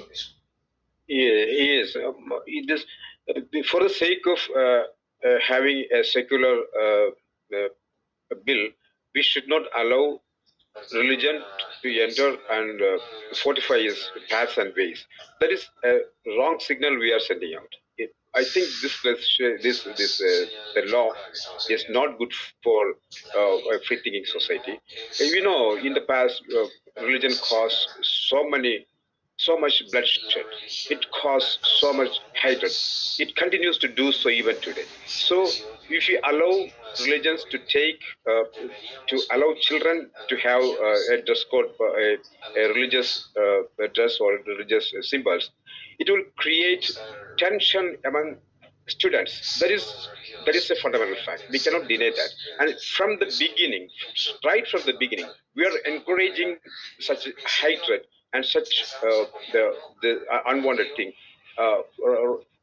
from children and other in other situations. So if you look at the general picture, the idea is bad. On any background, we should not support such bills, and we should do everything to oppose it. So I think we have to be very serious. We should not lose the general picture for the sake of protecting neutrality or some vague ideas. It is not good for us, and history will question us. I'm definitely sure about it. Thank you, Kanan. We'll take last two comments from Randolph Richardson and August Berkshire. Randolph, please. Yeah, I just want to make another point about Section 33, notwithstanding clause. It's important to keep in mind that it provides the government with a tool to completely ignore our constitutional rights, our rights to freedom, our rights to not be subject to unreasonable search and seizure, our rights to equality of the law and under the law, so we get equal benefit under the law, our rights to not be discriminated against based on all sorts of different things, including sex, race, religious affiliation, and whatnot. And so this, even though Section 33 is part of our Charter of Rights and Freedoms, it is something that only works for a 5-year period and then needs to be renewed. 5 years of having our rights revoked is unacceptable. Having our rights revoked for 1 day is unacceptable. And so the problem is with Section 33 being used to put this law in place. And the most important point that I made earlier, I just want people to also keep in mind, is that a law that is reliant on Section 33, to me, it's a big red flag. That is, and that is Bill 21, dependent on that because of its discriminatory nature. Thank you. Okay, we have a few hands raised, so, and also we have a time limitation. We must acknowledge. So instead of 2, I would be allowing 2 more. That is from Karim. Okay, let's go with Karim first. Karim, please, 2 minutes. Okay, I just want to express my disagreement with what Kanan just said, that if you disallow religious symbols in the workplace, then you're creating tension, that you're creating harm in some way. I would say the opposite is true, because at least in the civil service, that's supposed to be a functionally neutral place. But if you allow religious symbols, you're introducing visible markers of metaphysical and moral division into that environment. Workplaces are supposed to be structured around shared professional purposes, not shared worldviews. And those symbols, they signal allegiance to belief systems that make absolute truth claims about the universe, about morality. So when you introduce those symbols into a professional setting, you are inevitably importing those disagreements that are irrelevant to the task at hand, and that fractures the common ground necessary for cooperation. That's what I would say about that. Thank you very much. Ibuka, Africa Regional Director of the Lawyer Chief. So, what's your opinion? Ibuka.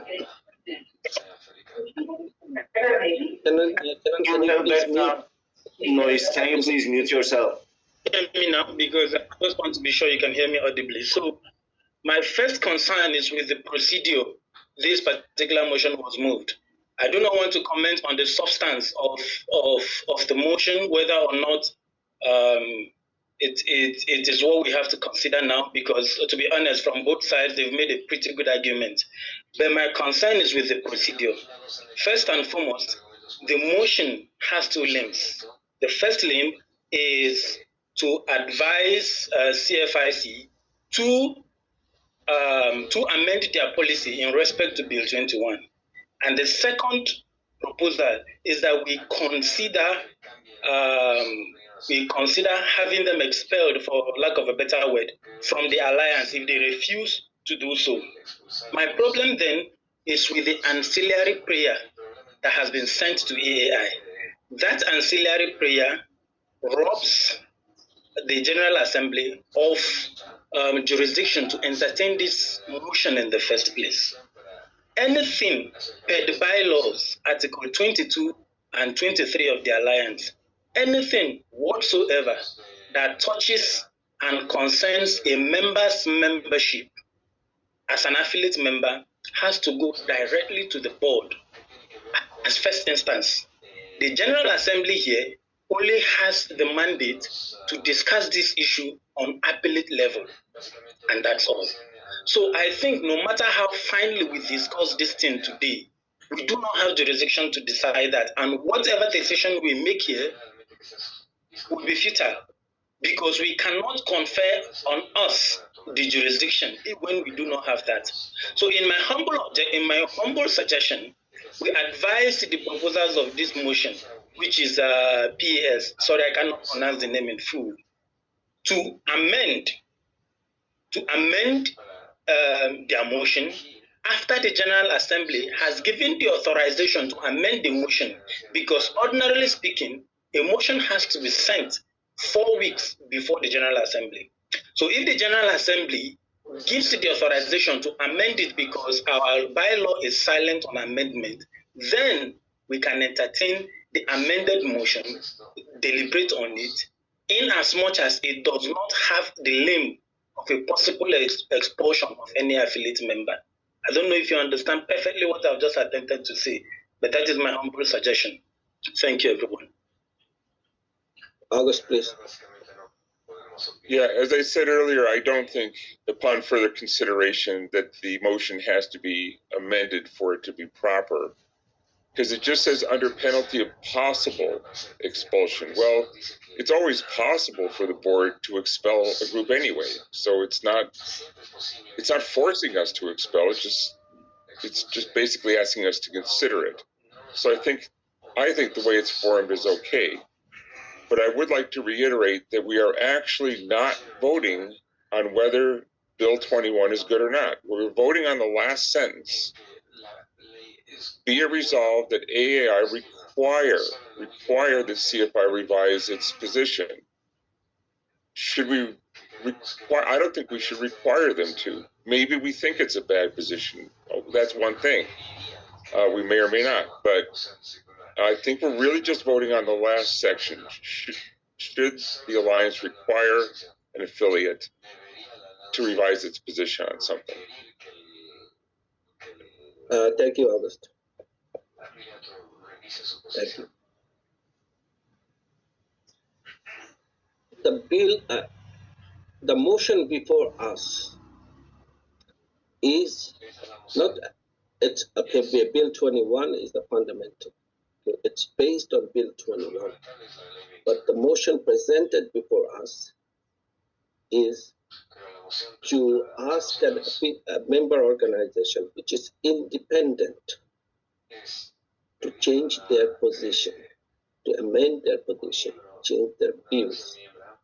That number one. Number two is possible expulsion. AI bylaws gives AGM or the board very limited capacity to expel an organization. I would go a little further. As August pointed out before, that the options for us to expel an organization or even to consider it, whether the organization is undemocratic. I do not see CFIC is an undemocratic organization. Is CFIC in general agreement with AAI? And when you say this, it's general agreement. It doesn't have to be. Any organization, no organization has to agree with that alliance with 100%. There can be disagreement, but there has to be a general agreement. And CFIC is in general agreement with the organization, with the alliance. And whether having a different position, CFIC brought dishonor to the alliance, it is absolutely visible that CFIC did not bring dishonor to this alliance. I would take August's position that it can go for a vote. If there is a seconder, it can go for a vote. The motion has a seconder.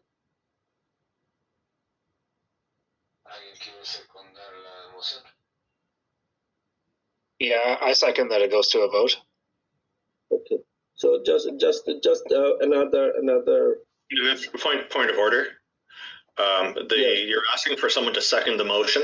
There's no motion that it goes to a vote. Like, he's seconding it going to a vote, so that's not a valid second.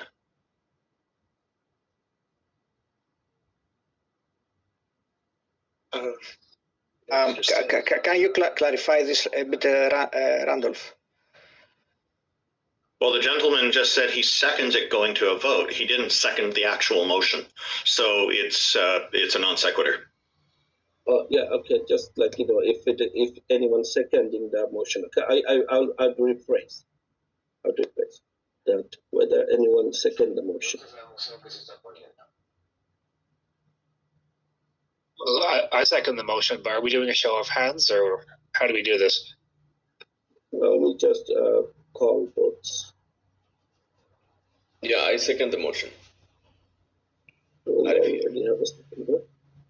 So before I will be calling the names and asking for a positive or negative vote on this. But Tonoi, you were saying something. No, I just said, okay, I would like everyone to understand that this motion brings a fundamental change to AI. That is, the alliance is not to intervene in business of a member organization. One. Second, like expulsion of a motion, an organization. I mean, not expulsion, recommendation. It is just a recommendation. It's a requirement. It's a requirement. Says it right there. Yeah. It says possible expulsion. It doesn't say requirement. Yeah, possible expulsion. C revise. The expulsion part is a threat. Yeah, also, yes. And that it's... We're not opposed to amending the motion, but as several people have pointed out, it only says possible expulsion. It says require CFIC revise its policy, and it's too late to revise the motion now because it's been seconded. Okay.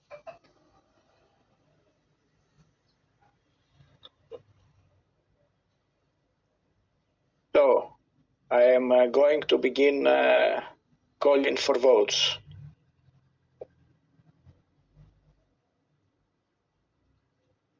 For clarity, do you think it's important to clarify what the two positions are for votes before we start voting? I can read again the motion. And I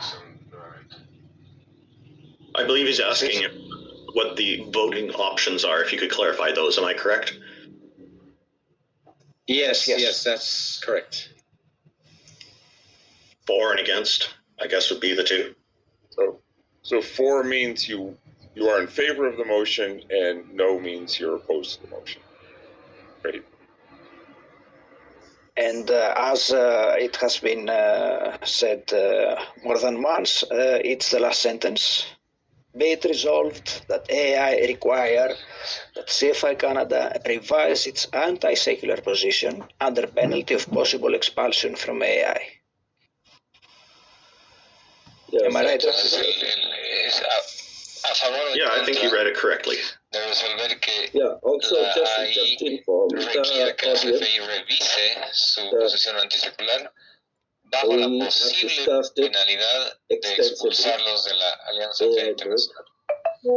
and vote is not in favor of this motion. However, we ask for the members' direction. Members has a right to choose. It doesn't have to be in line with the vote, but vote is not in favor of the motion.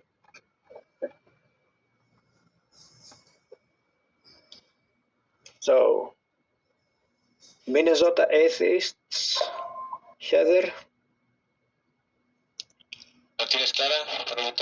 In favor or against, or abstain? Against.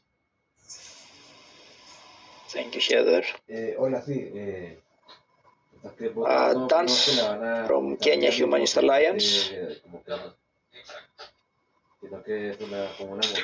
I am against. Thank you, Dance. Robert, is Robert here from Cassis School? I guess he is not. Next up I have David Rand. Or obviously. Masereka Solomon. I think he signed up. Yes, I'm against the motion. Thank you. Muvanguzi Rogers from Eagles View Primary School. I am in favor of the motion. Thank you. Raksit from from ex-Hindu. I'm abstaining here. Thank you, Raksit. Hasna Ismail from Warung Atheist.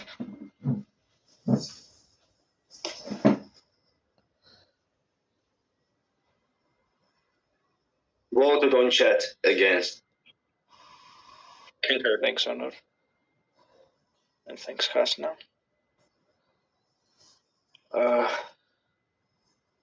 Dr. Rangavan.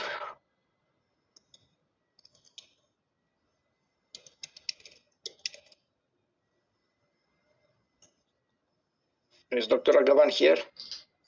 Yes, I'm for the motion. Thank you, Doctor. Balas from Atheist and Österreich. Against. Thank you, Balas. Karim? For. Thank you, Karim. Joy Deb from Istison. Favor. In favor.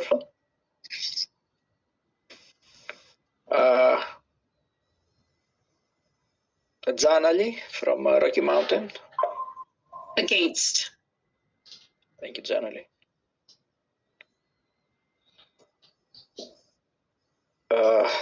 George from Nigeria. Against the motion. Thank you, George. Arif from Non-Religious Citizens. Yeah, for the motion. Thank you, Arif.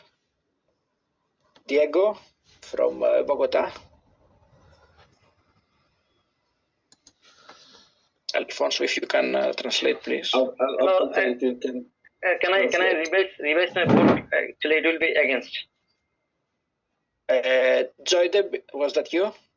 Against. Okay.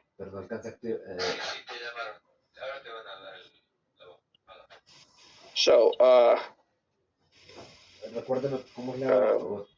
Alfonso, have we a reply from Diego? Yeah, I explained for him, but he wants further clarification, so I'm gonna. Can you please discuss it a little bit while the rest of us continue? Yeah, we'll continue. So, Adrian. Against. Thank you, Adrian. Is Dustin here? I think he joined.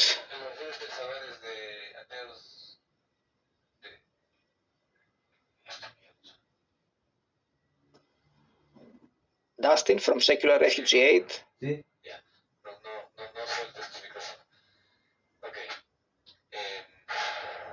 I guess he's not. Nages from Gnostic Nation.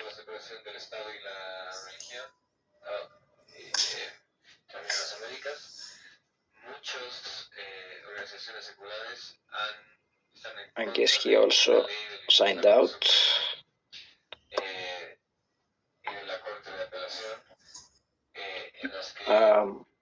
Nina, is Nina present?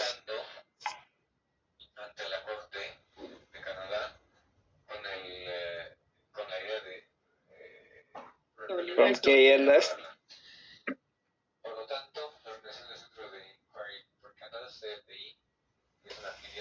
Nina? I don't think so. She's here. Okay, she signed out as well. Celine? Acting as a proxy of Ateist Dergi Turkey and Ateism Derneği International, Ateism Derneği Turkey votes against this motion.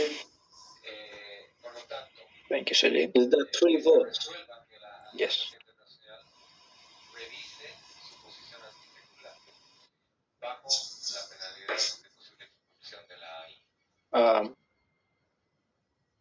Leslie from CFI Canada. Leslie had to go. I don't know if Shauna is still here. I am still here. I'm afraid. But I think I'm afraid Shauna is an observer and she couldn't. Yes.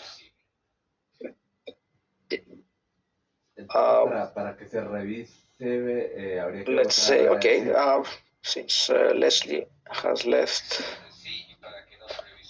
sound out. Next up, Adrio from Progressive Atheists. Against. Thank you, Adrio. Randolph from Canadian Atheists. Yeah, from Randolph from Canadian Atheists, I am opposed to the motion. I am against. Thank you, Randolph. AJ from Humanists Malaysia.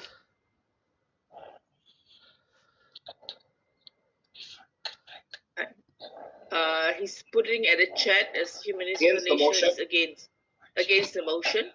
Is that a chat? Thank you, AJ. I didn't hear the person's vote. He is against the motion. It says he is against the motion in the chat.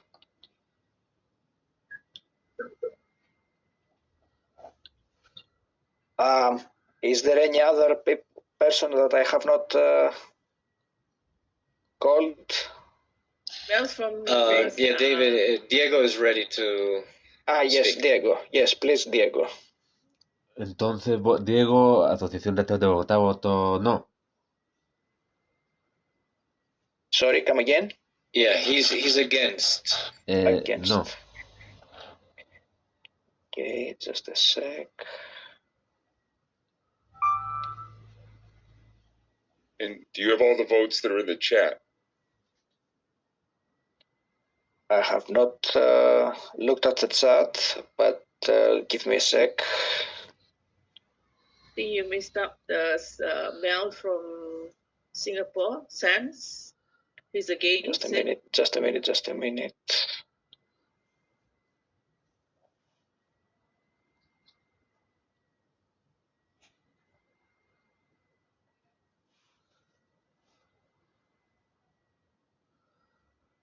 Because I have to note the votes from for the proxy organizations. Yes, okay.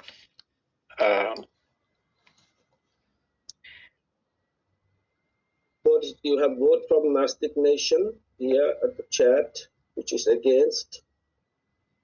Okay. Let me note just a minute. Gnostic Nation. Gnostic Nation.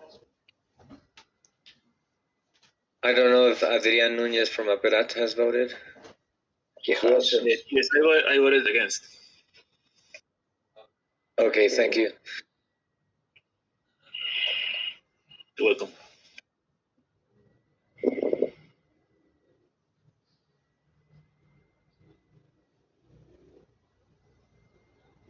I guess. Against. Raksith, you have been appointed as proxy from Burmese atheists, so you have to vote for them as well. Okay, so I think I would keep it as abstained position Okay. on their behalf. Fine. Yeah.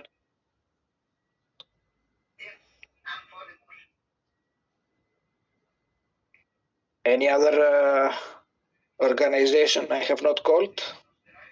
You have proxies for Argentine humanists? I have Argentinian humanists and, Burmese atheists said the ex-Hindu atheists that Rakshith said he abstains, or the president. So, but I guess we can just stick with that. So we have the Argentinian Humanist Association. So I received voting instruction from them, and the voting instruction is against. Okay.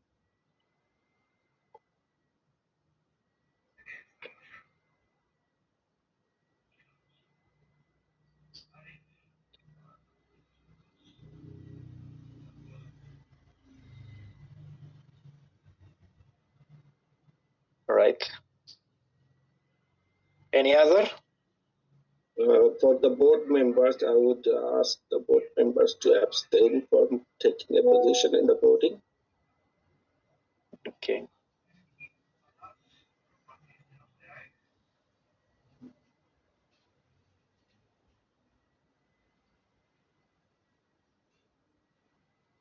So board members abstains from the voting.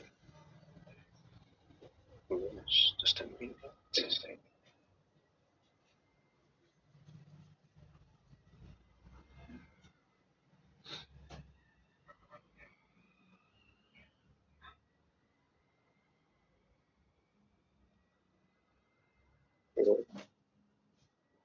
So just to note.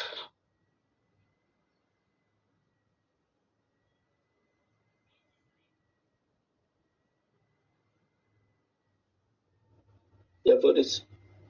Just a minute. I'm completing this.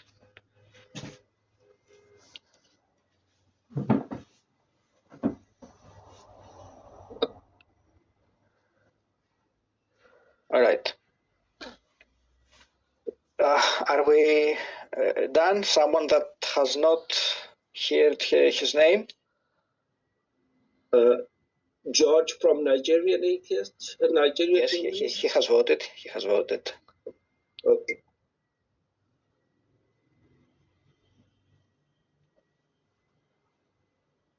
Anyone else in the chat?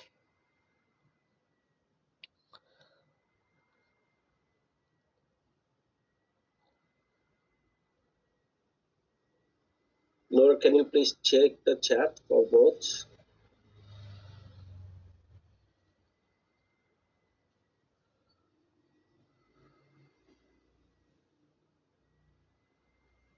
No, everyone voted.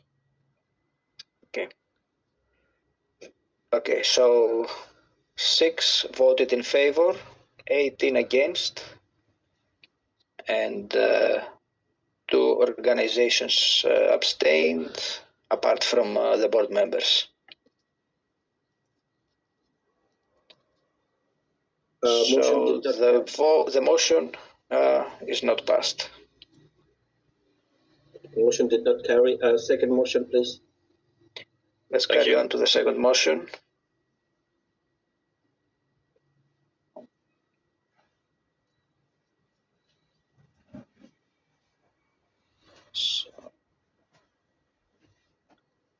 In that, I would like to make a recommendation here that we would like to. We would recommend CFI Canada, the president is present here, and atheist free thinkers of Quebec to have a discussion between themselves. And if both party agrees, only if both party agrees, Atheist Alliance International would be very happy to facilitate a conversation, whether it be a webinar, because our affiliate members and supporters are very interested in hearing this issue. If both parties agree, we can have a webinar or we can have a discussion in our podcast. We would prefer a webinar where people can join. Normally our webinar gets quite a good attendance.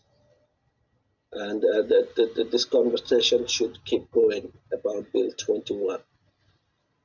That's the recommendation. I would ask AI Director Ona Romano to take initiative on this. There were interesting arguments heard from both sides. So, motion number 2, proposed by Humanists Malaysia. AAI will launch a global secular fund to support secular schools, libraries, and educational programs in regions where religious dogma dominates public education. This fund will prioritize science, critical thinking, and human rights education with a focus on marginalized communities. So if AJ would like to add some more.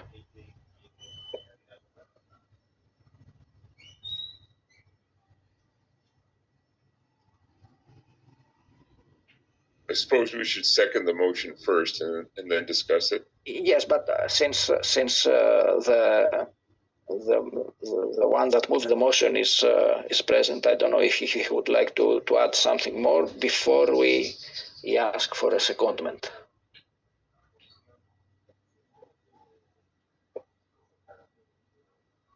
Is AJ Surin here? AJ Surin? No, I see that AJ Surin is left the meeting. Yeah, he left already. Steve is not here. However, it has been moved. I mean that it's there. We can still have a seconder. Just to note that Atheist Alliance International already have such a program. In our annual report, we will discuss more about it. We already supporting 4 schools altogether in Africa, in Uganda, but where how many? 1,400 students, if I could recall it properly. 1,400 students are given proper education, including primary school to secondary schools. Okay, and we could do more. We could definitely do more. Yes, Randolph, and then Nora, please speak. Thank you. Am I understanding correctly that the person who proposed the motion has left? If they have, then perhaps it'd be appropriate to table it for another meeting. Yes, since I mean we can ask for a seconder, but I don't think there will be one. So actually, if he was present here, I wanted to second it because this is very important for us. We have to proceed with voting, though. Yeah. No, I think I'd like to say something based on my conversation with AJ Surin, because I've met him several times. When I'll go back to Malaysia, I think one of the ideas he have is basically those in Malaysia, because Malaysian public education are very religiously dominated. So I think he was an idea of a circular education fund, specifically for Malaysia region in our Southeast Asia region. Would Madasami Foundation be able to support AI in this initiative? I really have my own, learning center which I am educating, but I'm not really sure what you have in mind. I think he would just trying to get AI support, maybe financial support, just like you have done for the African side. To have a formal kind of education, civil education, which is lacking in Malaysia, especially in the public school. That's exactly I meant. Okay, I know that Malaysia is a concern to you. Would Madasami Foundation, you guys are doing a lot, would Madasami Foundation be able to support AI in this endeavor if we take it financially? It's a project. Yeah. So let me discuss this with AJ, what he have in mind. Then we will come back to AI again, I will just submit the report. What does actually, we need to have a project paper, correct?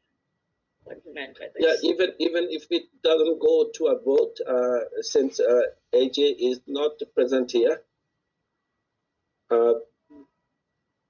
Atheist Alliance International in the board meeting would consider it very seriously, and education means a lot to us, and we have been doing it a lot too, like quite extensively, and we'll definitely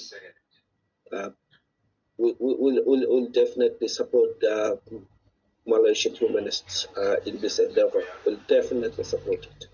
Yeah, so let me just meet up with AJ again, and we present a project paper on this together with AI and our foundation. Okay, I would like to add more comments, but since this is not seconded, let us proceed. There's a second in the chat. No, Randolph has a point. Randolph raised a point. Randolph, would you raise the point again, please? A valid point, yes. Yeah, my point was one of a point of order. That was if the, as I understand it, the person who proposed this motion isn't present, they left the meeting. And since they aren't here, would it be appropriate to table this for another meeting that they can be in attendance? Yeah, agree. But I don't think our bylaws require that.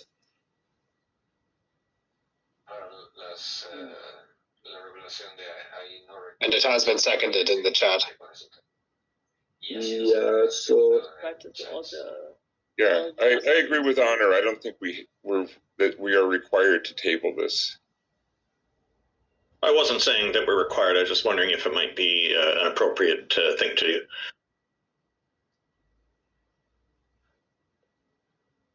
I agree with this.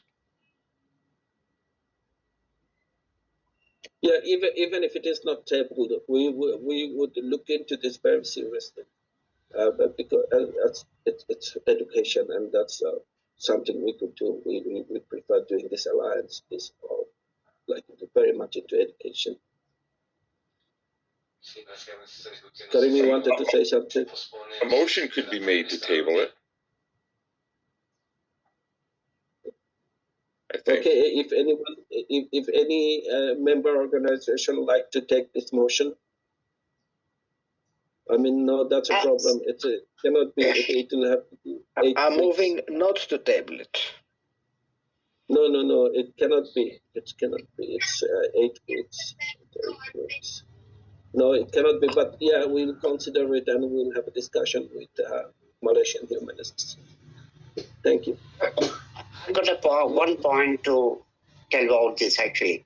Yes, the party has left, but how, since this this topic is very important, I think we can consider it. That's my opinion.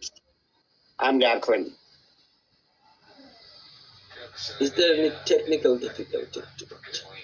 Like, I mean, for me, we already have a financer for the project in the Madasami Foundation. I mean, possible financer.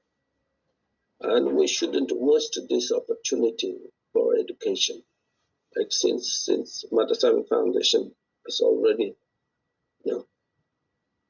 said that okay, they would like to help in this project. That's my point.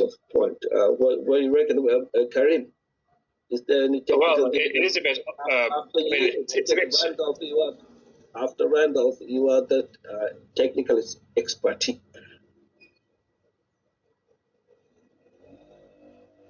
It is a bit strange that the person who proposed the motion is not here to argue for it. It would seem, yeah, it's a bit weird because with the last motion we had both speakers for and against it. But I don't know what the protocol is here. I don't know the bylaws that well.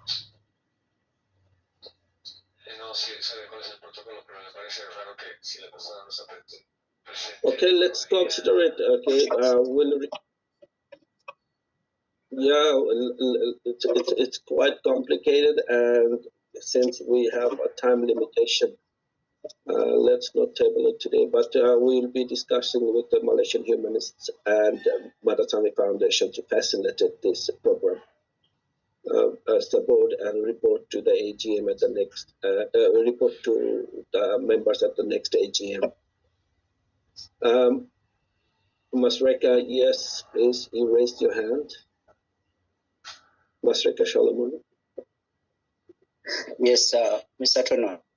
Am I clear? Yeah.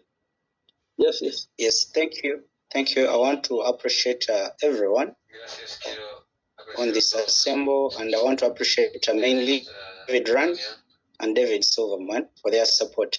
Concerning the project you want to launch, I want to advise because I know you've been supporting Kasese Humanist schools. I want to advise. I want you to align. You have to state what is the education fund going to facilitate. I want you to be clear on what activities. Are you building a class? Are you buying books? Are you paying teachers? I want you to be very specific when you're doing such a project, because when you say you're supporting education institutions, I really don't understand sometimes. So I want you to be very specific. If you're building a class, then let's know that you're building a class. If you're buying books, then let's know you're buying books. If you're supporting students to have maybe meals, then you should be very specific on issues of education, because education is very important and it is wide. So if it is an education fund, be very specific and help people who want to benefit to understand where to target. That is an urge to the mover of the motion, to the person who moved the motion.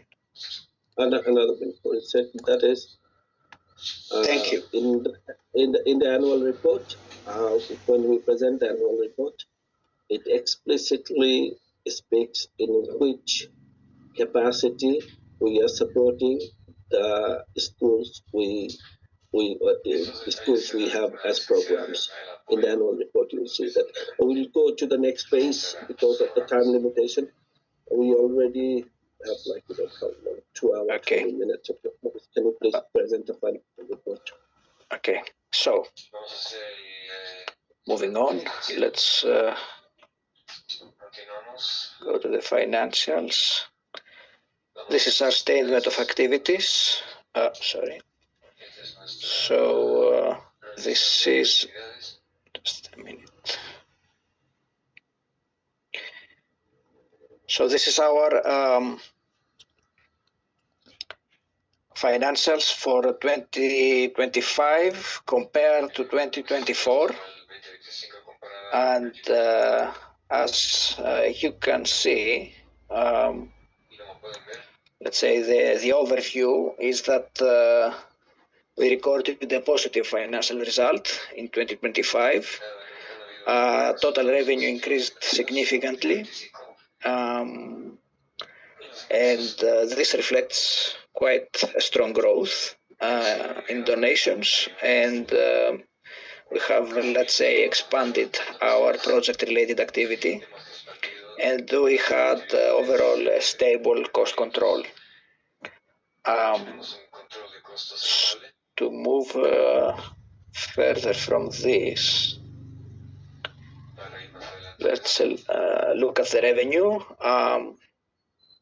Total revenue, as we can see, increased at approximately 24%. The donations, the vivid green, as you can see, the dark green, let's say, rose substantially, as you can see, and that indicates that we have steady donor support. Membership income declined, and this is an issue that a concern, let's say, that we have for some years now, that membership income is showing that membership engagement is not quite so strong. So we have to further incentivize, let's say, both members and supporters to increase their support. Of course, our main source of income is donations. As you can see here, on the left is 2025, and it represents the majority of the very high percentage of our income, 85% almost. On the expenses side,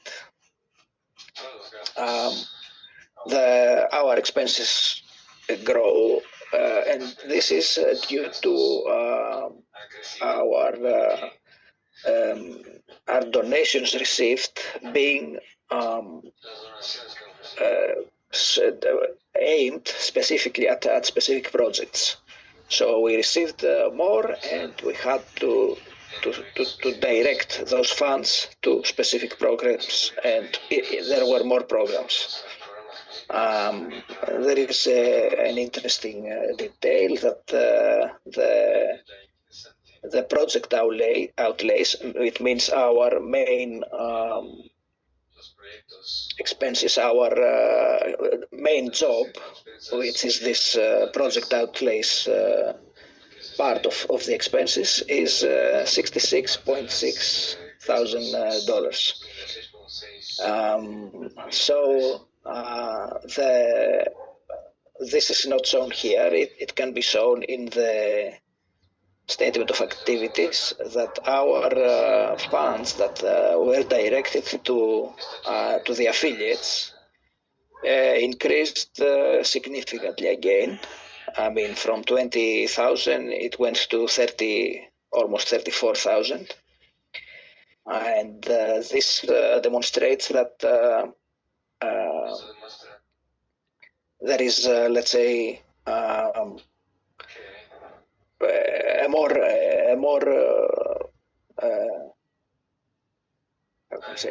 focus to mission-related spending.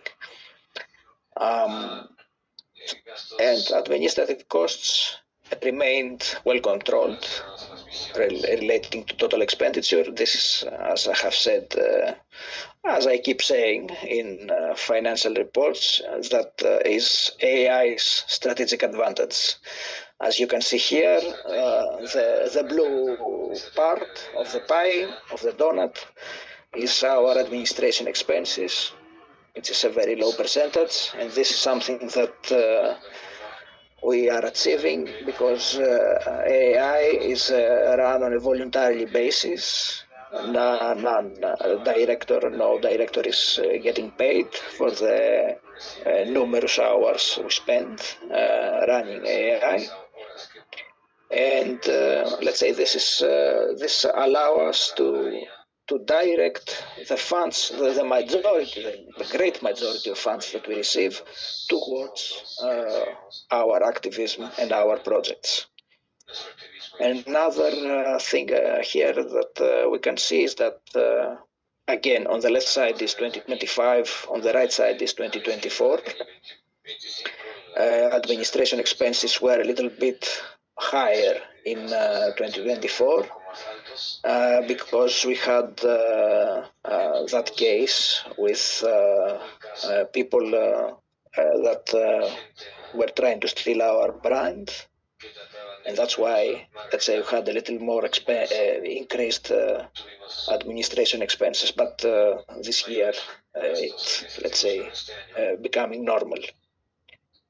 And a final comment is that our net assets kept on increasing. It was a little lower this year, but it's a positive outcome, and it represents that there is an overall financial stability for the organization. That's all for me. I don't know if there are questions.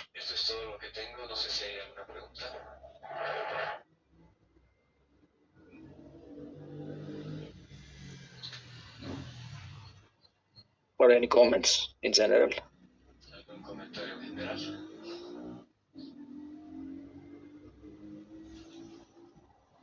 guess not.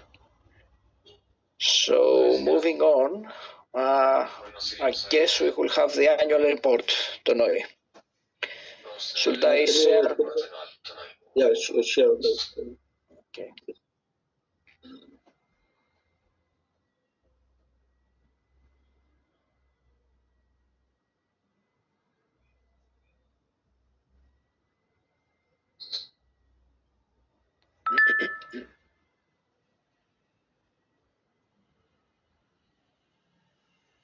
Also, when you share, just give me a minute. I'll be back in a minute. Yes, until I share.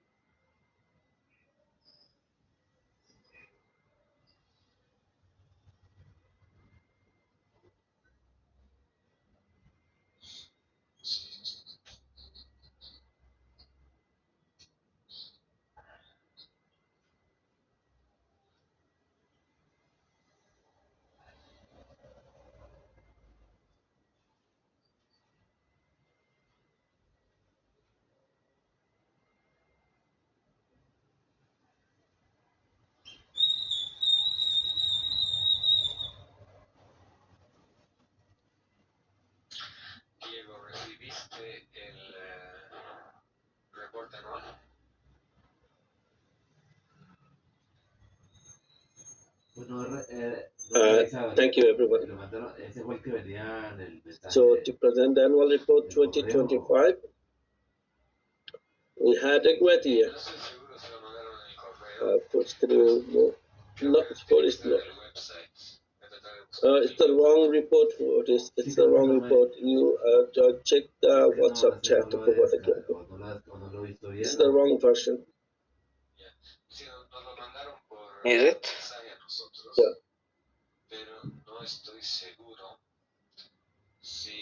Give you on the WhatsApp. The board group. Can't find the report. Are you sure? I mean, it's. I think this is the one.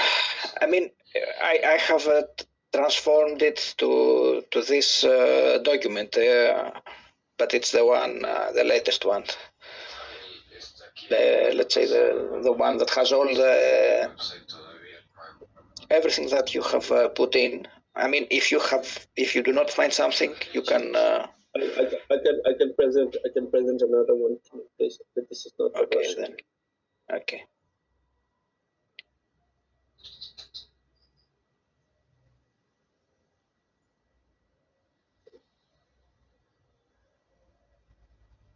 Is it on the screen? Yeah. So the annual report. This is next year would be 35 years of Atheist Alliance International for a voluntary organization to survive 35 years. Is quite remarkable. This year, we had currently the membership of Atheist Alliance International is 79 members. Out of 79 members, we welcomed 3 new members this year. Malaysian Humanist Association, where he is.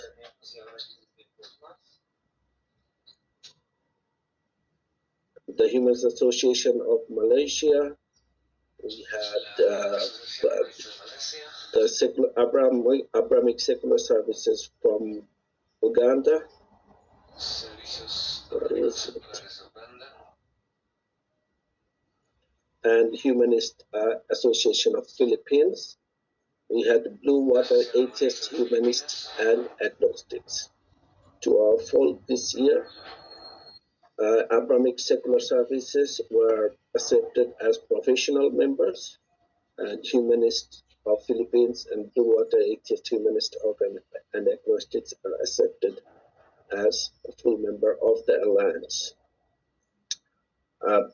As you know, the Aid for Atheist Alliance International Atheist Support Network is a crucial program. We have been supporting members of the at-risk atheist activists, especially to full extent. We have made a decision because the amount of application we get financially, we cannot help all of them. So we mostly focus on supporting those who are accused of blasphemy cases. And we currently have quite significant amount of blasphemy cases across the world. This year, we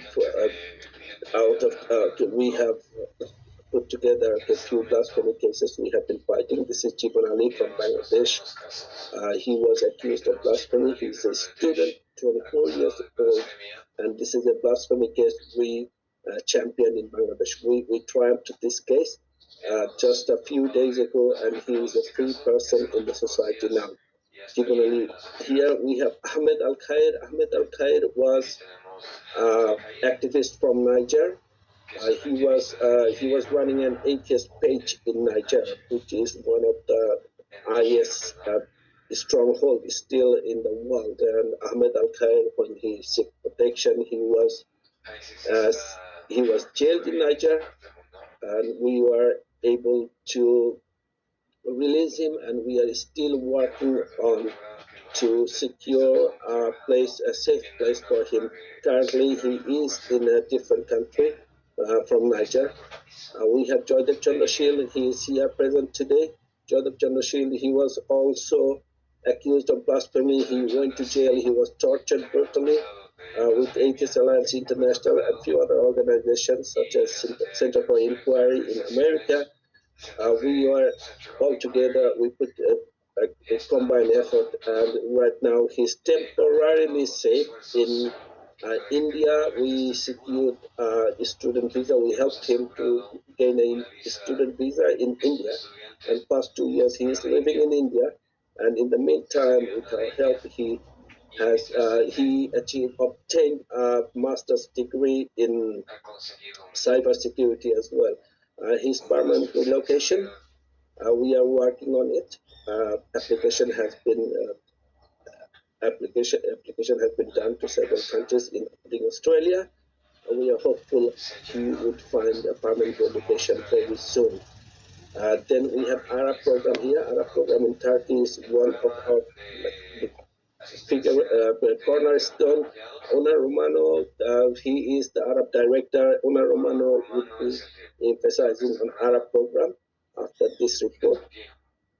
Then this year, we were able to, thanks to David B. Silverman, who is present here with his financial support, we are able to open the first ever atheist safe house in Turkey, especially for the women.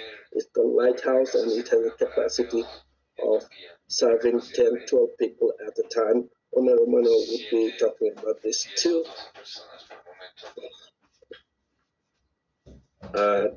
We are talking about the education program. Currently, we are supporting 4 schools, 3 of them within Kasisi Humanist Trust in Uganda, and Eagles View Primary School that is also in Uganda. Combinedly in these 2 schools, we are supporting 1,167 kids in rural Africa.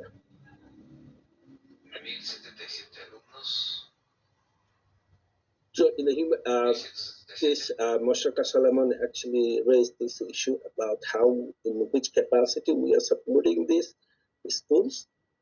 Our main role here, we connect the donors with those schools. Also, we do recommendation. Financial support as well, some financial support from Atheist Alliance International, but mostly we speak to the donors for them, and we secure the support. This annual report would actually be sent to you very soon. And then we have Eagles View School here. Eagles View would be speaking in this assembly very soon about their school and their performance and their need. In the Eagles View School, this Eagles View School, okay, this school is progressing very fast and building their infrastructure while giving the community kids a chance to better education in Janju area of Uganda. Then our advocacy and engagement, we have been raising secular issues to UN mostly in Geneva. This year, our figure rate. This year, one of the main issues we raised is for that upholding dignity and equality in death. That in many countries, atheists are when after the atheist funeral doesn't exist, secular funeral doesn't exist. Even in Europe, atheists are forced to have a funeral as a religious person. We raised this issue at the UN this year, and hopefully we'll continue raising it. We'll continue advocating for it. Secondly, a campaign launched to promote religious neutrality in Greek courtrooms in ECHR. We have been pursuing this case, but we have a new turn to this. This is going to the higher court. So AI to intervene. AI already has intervened in this court. Also, AI would support the legal team financially extensively in this case, and we are speaking to donors to support the case. Then we have grants for the member organization. We made a significant grants to the member organization this year. The grant recipient this year included Argentinian Ethical Humanist Association, Blue Water Atheist Humanist and Agnostics, Central Council of Ex-Muslims of Germany, Kazimierz Lukashenko Foundation in Poland, Humanist Association of Nigeria.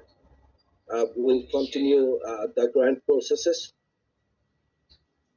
And the next year, as you know, the chart will just continue doing what we are doing and try to be better at their works that are unfinished. As an organization, our financial capacity is very limited, and we are working to make the best use of this financial capacity by doing great things. Thank you very much.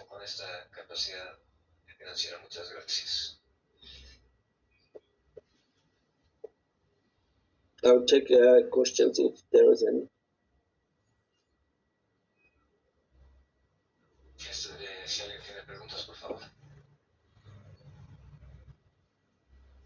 Is there any questions?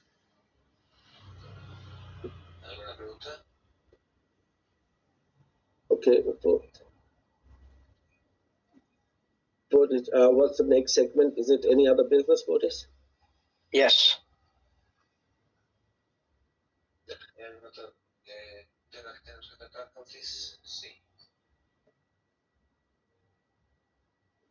Okay, so is there any other business?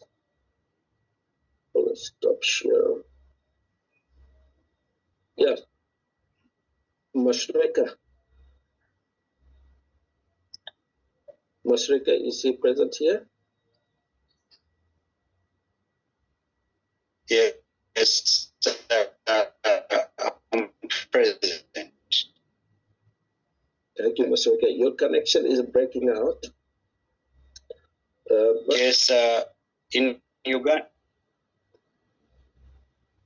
Yeah, we understand. Yes, in Uganda, our internet is. Yes. Okay, but can you hear me? So, for getting you. Yes. Okay. So about Mashreka, you give us a proposal, a project proposal, and that proposal includes a significant amount of money. As I have addressed, Atheist Alliance International connects donors with our members and the project. About your project, I have received questions from our donors, including the member organization, Atheist Free Thinkers. David is here too. I received. The problem verifying your project is that you just become AI member, and after probably a week, you ask us to verify your organization and your project. We did not have shared working experience with you. So that's why we do not know much about your project. What we had is a reference from people. We spoke to people who are there. These witnesses and the documents you have sent us. And based on those documents, we recommended the donors. We recommended the donors what must be done to make it better. Since we deal with public money, trust is very important, and our donors they're generous, but it is important for us to make sure that their money is spent in the best way. And if those recommendations are met, we will again check when we have a shared experience working with you, and you meet those recommendations to make it better, make the program better. We may be able to again, check into your project again in like within a time frame, and we can again speak to our donors. We can again recommend to our donors. But what we need to know, we have to have a shared working experience with you. Thank you so much. Dan's Can I also speak, Mr. Tonui? Yeah, sure. Yes, thank you very much. I've listened. I've listened to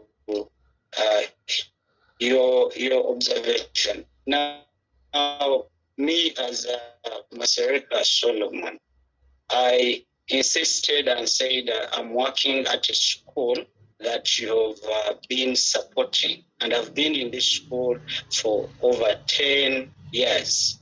And I thought this is my commitment to the atheist values, or to the secular values, or to the humanist values. And I was really requesting from an organization which is a friend of my entity, where I've put my efforts, to recommend me to Mr. David to give me at least funding to do a project in my community. And I was asking questions that, is it bad to have another entity apart from Kasese Humanist? Because I didn't want things of kind of dominating everything. I was requesting Atheist Alliance to at least understand that we need to diversify the issues of secularism. We can't have one atheist in the whole community as a known person. We are so many, and we all want our voices to be heard. And when our voices are heard, all of us, then people can understand us. Because me, I was disappointed because of not being understood, giving all my efforts to a secular school in a religious community. It is very dangerous. And people whom I claim to be my brothers and sisters, they are not understanding me. So I continue to request that if there is any chance, please recommend me, because I'm a person who has been in humanism, in atheism, in this school that you supported. But I find reason to have another entity. I don't know whether I'm being understood. Yes. Thank you, Masrika. It is not. First of all, Kasisi Humanist School has nothing to do with it. But secondly, is we like hundreds of like education. When it comes to education in underprivileged communities, no, like initiatives are never too many. We would love hundreds and thousands of schools and education projects to flourish. We would really love that. And this is not also you as a person. It is Abrahamic Secular Society as an organization. The issue is with the organization, yes, and the proposal has to be better, and we have to work together. We have to have a shared work experience. Alfonso, can you please mute yourself? And we have to work together so we understand secular Abrahamic society. So we understand the organization. It's not about understanding a person. Also, Dance, you had a project. Dance had a project proposal to us. This project proposal was an orphanage and asked for significant amount of sum. For us, we can support education program, but if the orphanage doesn't include education, it doesn't fit with our vision. We understand very much that this is important, what you are doing, that is important. However, our limitation is financial, not our limitation is not our will. If we could, we would have supported it. It's like $7,000 is a lot of money. And finding donor for $7,000 is very difficult. We know our donors, and our donors like to support education project. So I would recommend you to find something related to education.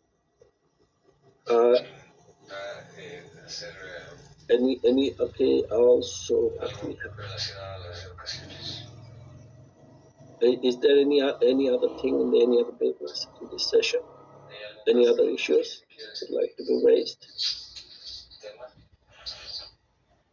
If not, Owner Romano, you can present the Arab report, please.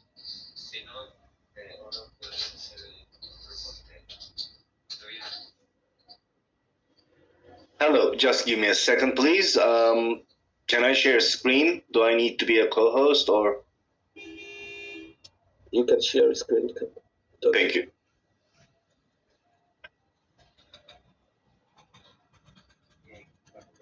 I will also drop the report I'm gonna be presenting into the chat area, so you can access it in your computers and hopefully take it to your own boards.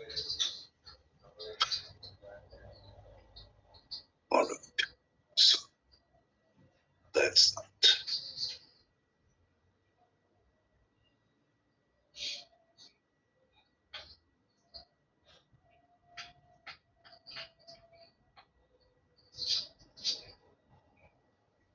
Take care, everybody. I have to go. My parking's running out. It was a great meeting. Very enjoyable talking to all of you. Bye bye. Thank you very much, Brenda. All right, I'm ready. Can everybody see the doc? Oh, did I share it in the chat? Oh no, I didn't. Here we go.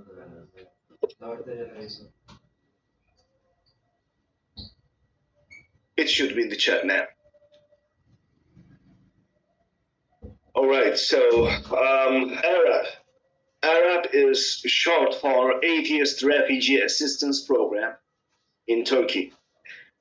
And ARAP is partnered by Atheist Alliance International, Center for Inquiry USA, Center for Inquiry Canada as of a few days ago, and David Silverman Charitable Fund.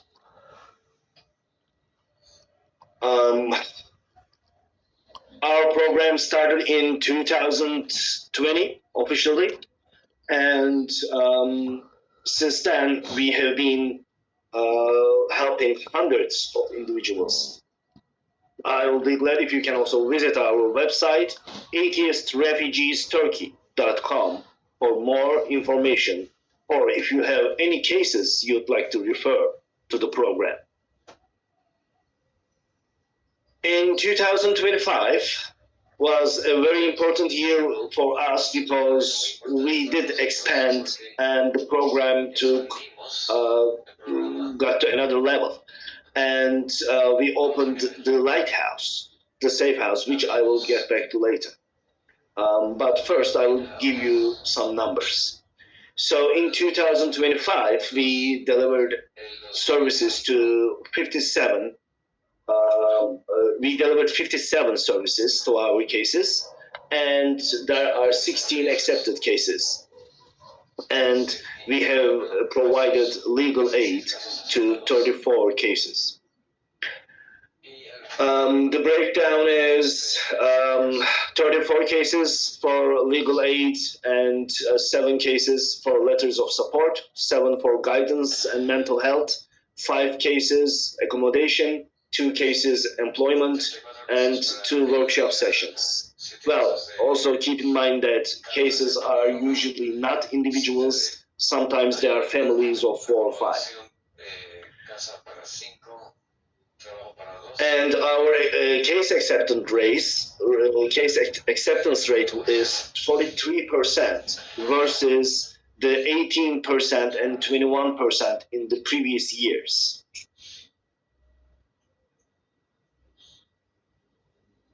And we provide 5 services in crucial areas such as offering short-term safe house accommodation to qualified candidates and finding suitable long-term housing or roommate situations for others. And we also do CV translations, job applications, interview guidance, and we do lots of workshops on that so our cases and others can, advance their skills. We provide legal aid through pro bono lawyers and sometimes through paid lawyers if it includes a case appearance or any physical work.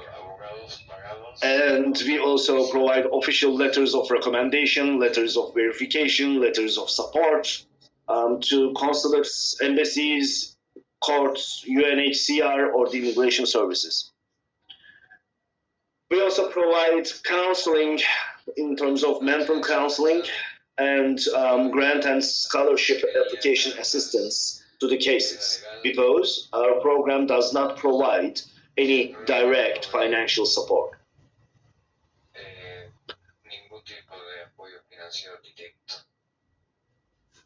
Out of the 16 accepted new cases, 6 have successful competition, and another 6 are still in progress, and 4 cases are still currently being investigated active. And most importantly, this year is the first year where we had 0 deportations.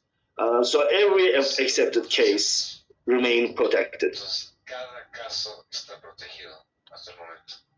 And if you like to read some of our stories, I will.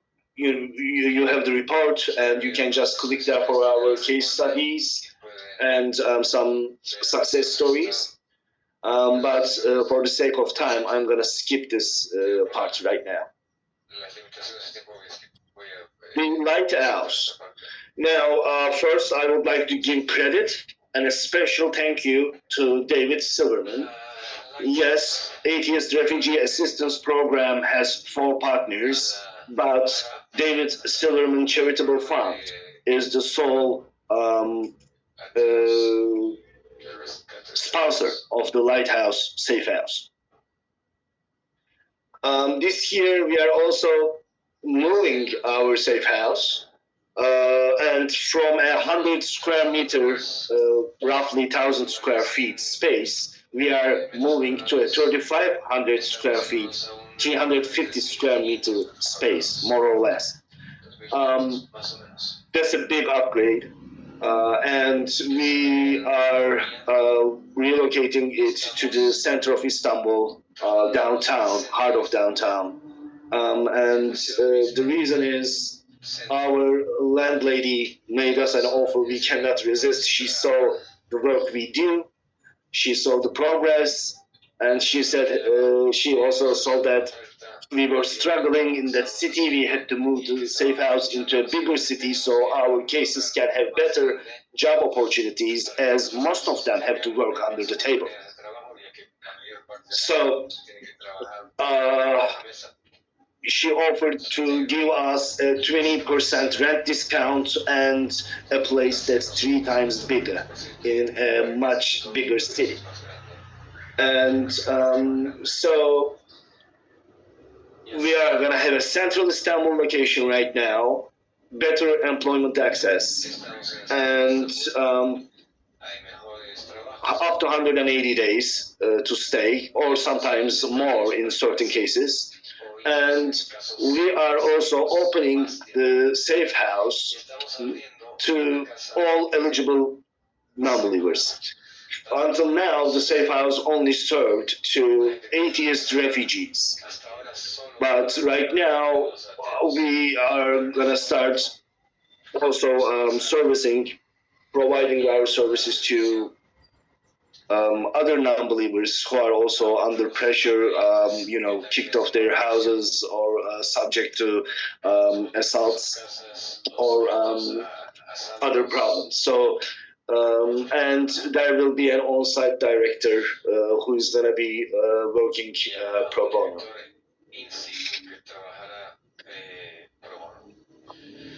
The lifetime impact of the ARAP program so far: we have provided legal aid to 85 cases, letters of support to 85 cases, guidance services to 116, accommodation to 27, job placement to 27, and 18 workshops in total. And if you want, you can also click to view the financial report of 2025 and the budget of 2026. Now, looking ahead, we are planning to expand to more at-risk non-believers fleeing to Turkey from Iran, Afghanistan, Syria, and the Middle Eastern region. And this year we are planning to do at least 4 educational workshops, as well as the job placement and interview workshops, mock interview workshops we do. As far as the governance and transparency, the ARAP program has moved to Atheism International Foundation in Canada, British Columbia, to protect the staff, refugees, and the safe house operations from potential government influence in Turkey. So since 2022, we are operating it from Canada instead of the organization in Turkey. And we do 2 weekly meetings every week, and we have real-time task tracking as well as encrypted communications. All of our volunteers and staff sign confidentiality agreements, and our annual reports are inspected by the auditors. and we are also a member of transparency platform, Ajib, for financial transparency. To become a partner, we are asking for $3,000 per year, and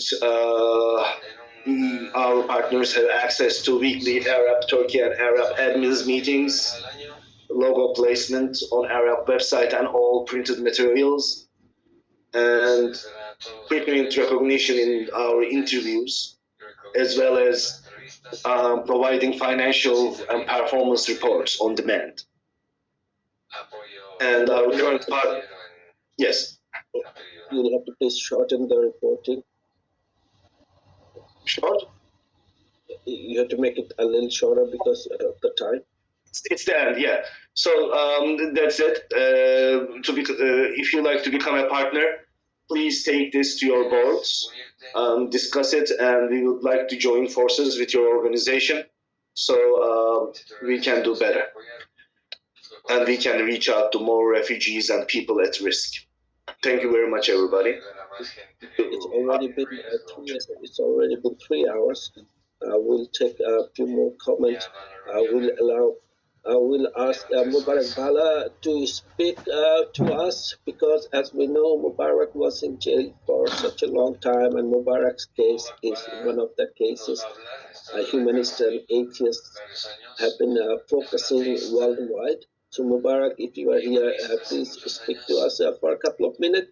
And after Mubarak, Ghazi Rogers from Eagles View Private School will give you 2 minutes as well. Mubarak, please.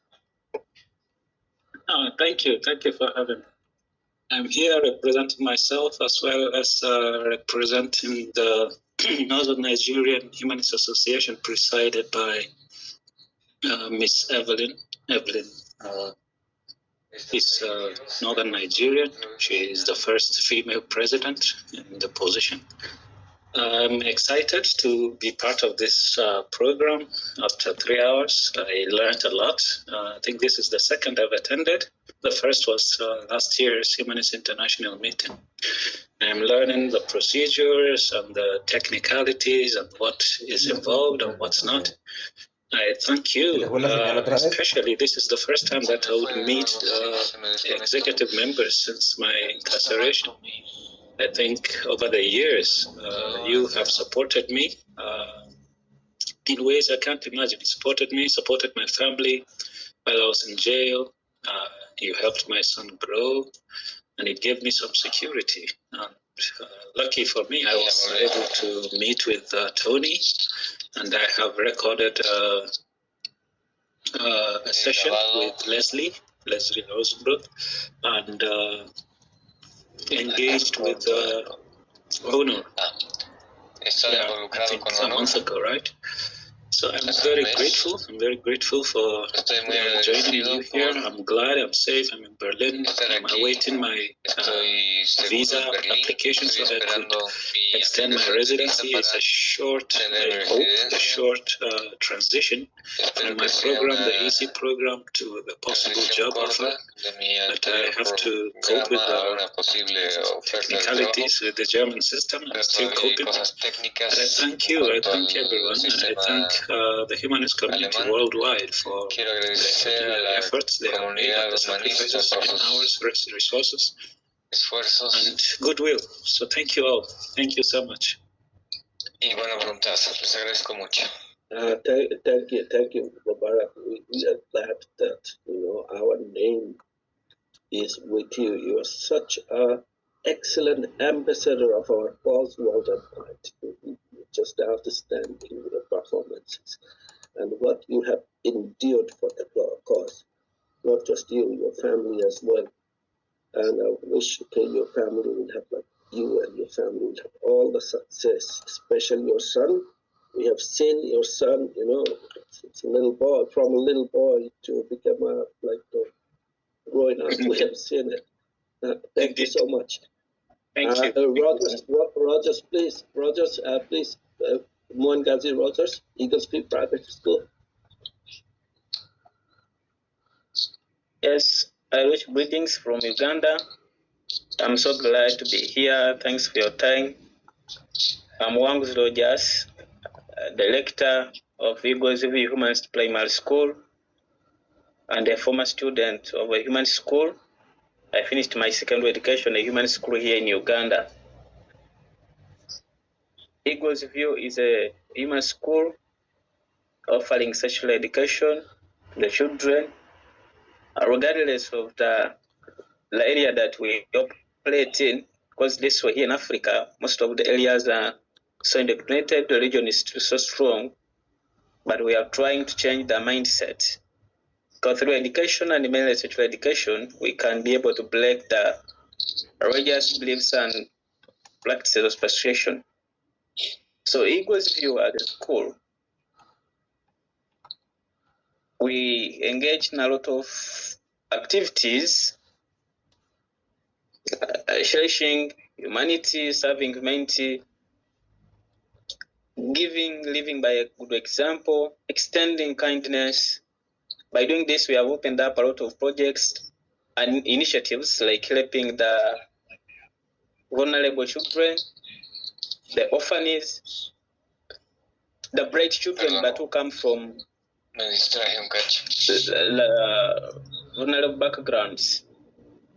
We extend a hand of support, of course, with the help of generous people who have the same mind like us. And on this note, I would thank AI that its donors have really given a strong support to the school. We have recently finished a boys' orphanage dormitory, and this will manage to give accommodation to around 70 orphan boys. So we are really so grateful for the donation from AI. So what are some of our challenges that we have currently now? Because of time, I want to be brief. The biggest challenge we have is the classroom structure. Currently, our school has temporary classrooms, and since they have served us for a period of time, they have gone on weakening. It is unfortunate to report that today evening, before I came in the meeting, we received a strong rain here, and I got the information from the Scarlet School that a classroom block with 2 classrooms has been swept off by the strong wind. So we need to put up new classrooms as we do prepare for school opening early next month. So the school is now in need of 2 classrooms. Roughly, this may cost us around $1,000. So we call upon for partnership through AI and donors who will be moved by our initiatives to support us put up more decent permanent learning shelters so that we can serve the children and the community for years and years. Next, this is a request to the board and the AI and the person concerned. If it is possible, as Eagles View could request also to have a link which we can share with our friends on Facebook too, that can give a donation mainly to support the orphan education, so that we can be able to help more children get a chance to education. Because most of the area we work in being a remote area and rural area, most of our parents based on subsistence agriculture. So most of them can't afford to pay for their children, although our costs are not that high. But because of the economic situation of the community that we work in, most parents find it hard to meet the school fees, although we also manage to keep it at an affordable rate. So we could be happy if AI could help us generate a link. We are generous individuals who could wish to sponsor any child can do it through AI with us at Eagles View.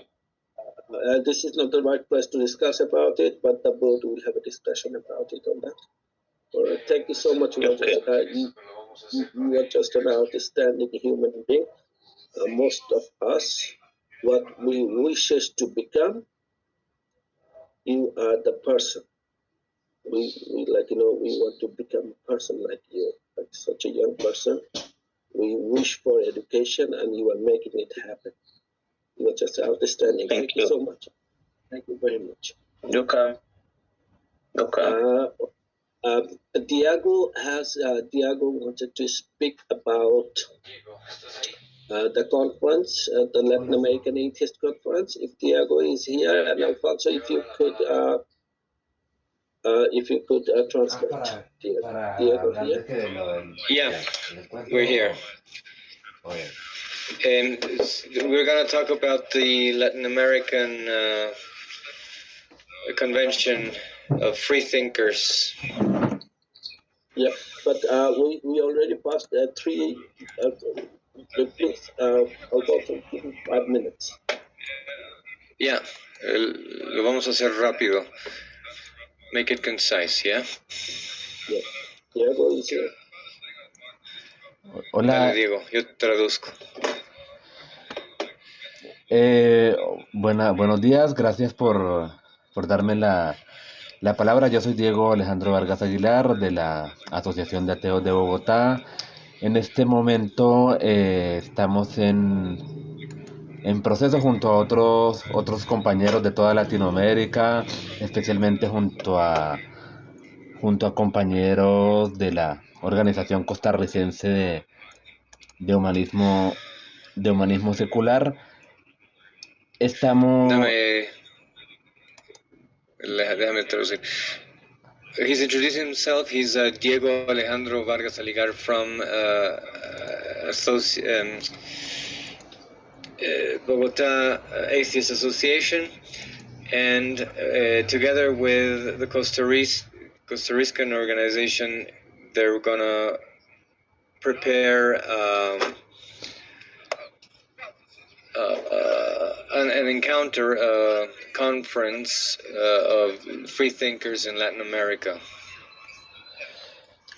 Bueno, continúo y pues el encuentro pues es una serie de encuentros que se originó en la ciudad de Arequipa en el 2018 y se han venido haciendo en secuencia Arequipa 2018, Pereira, Colombia. So they've been happening since 2018 in Arequipa, Perú. Cada 2 años, ¿cierto? Sí, cada 2 años, pero se saltó el de la pandemia. Every 2 years. El siguiente, It wasn't done during the pandemic. El siguiente tuvo lugar en Colombia en 2022.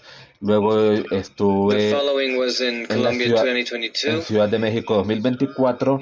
Y para el 2026, este mes de noviembre, ahí por el chat les he compartido la imagen donde pueden ver la fecha del siguiente encuentro. Que tendrá lugar en la ciudad de San José, Costa Rica, los días 20, 21 y 22 de noviembre pues del presente año. 2021 and 22 November. Habrá una serie de ejes temáticos pues, que tocarán el tema de la laicidad, sobre todo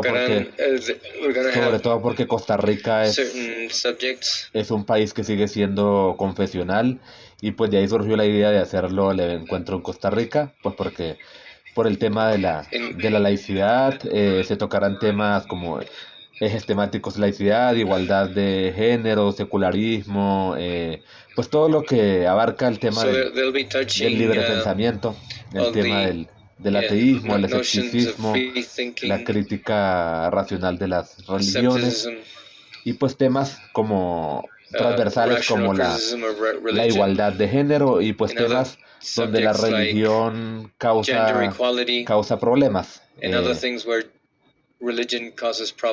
Ahí pueden ver la imagen que les puse en el chat, y pues mi idea es invitarlos a todos, primero individualmente a las personas que tengan el deseo y los recursos para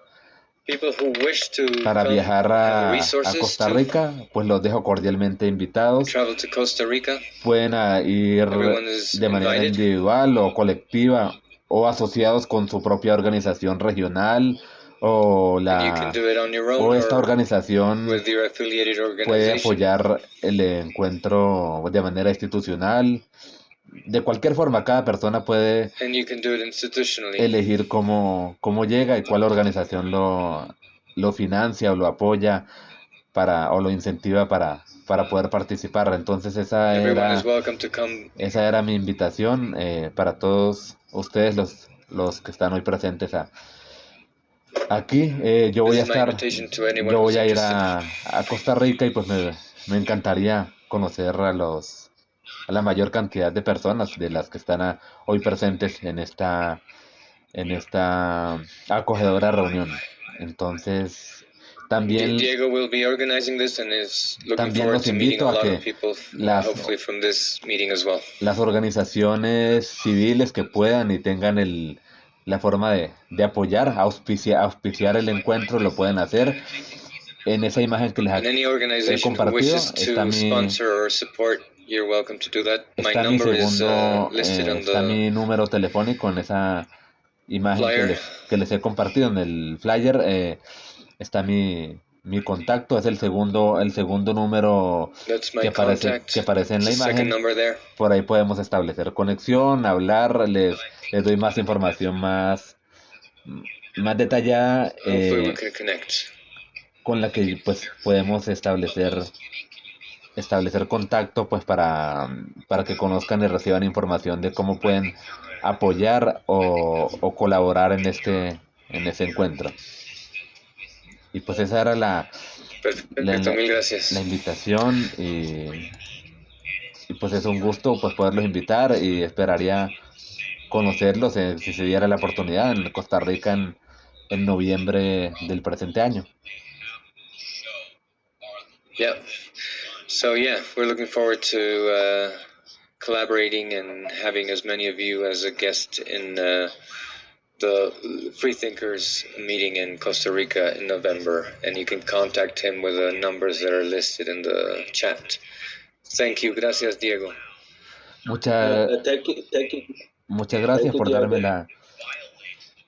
la palabra y pues saludos a todos aquí. Yes, thank you for allowing me to speak, and greetings to everyone. Thank you, Diego. We would appreciate if you can send a grant application to Excellence International. Another thing, thank you to Echo and congratulations on your victory on the that judicial case from the Constitutional Court of Colombia. Felicidades en la victoria en el caso judicial que tuvieron en la Corte de Colombia. Sí, también quiero compartirles el tema de una victoria judicial que tuvimos en Colombia. En Colombia existe un proceso jurídico que se le conoce como acción de tutela. Es un proceso de lo más rápido que, a pesar de lo demorado, es lo más rápido que hay, que sirve para proteger derechos individuales cuando sean vulnerados. Y en el 2022, un compañero nuestro llamado Daniel Solano interpuso una acción de tutela ante la Corte Suprema de Justicia pues para proteger sus derechos, alegando que la Corte Constitucional debía quitar o eliminar un crucifijo que permanecía en la sala plena. Había un crucifijo, un símbolo religioso que a nuestro juicio vulneraba el carácter laico del Estado y el secularismo y pues el carácter laico y aconfesional del Estado colombiano. Ese proceso inició el 2022, pasó por varias etapas. Inicialmente la Corte Suprema lo declaró improcedente improcedente, es decir, lo rechazó en las instancias legales, pero logramos que llegara a la Corte Constitucional y que se hiciera un proceso de revisión, un proceso de revisión que la Corte Constitucional en Colombia se toma hace un proceso en ciertos casos, en un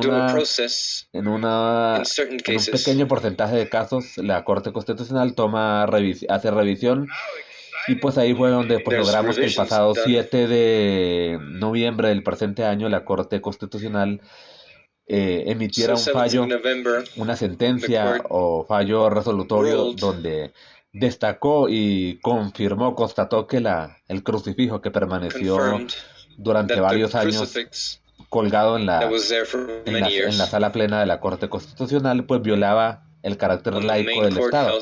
No cumplía con los requisitos del conocido Lemon Test o test de Lemon. It's okay. Pues donde no... Let us, we have been informed about this, and we'll see how to maybe promote it, but let us Vamos a promover. continue Gracias because por we are running compartir esta información. Estamos con poco 3.5 tiempo ya. hours now. Sí, en todo caso, gracias por escucharme y pues también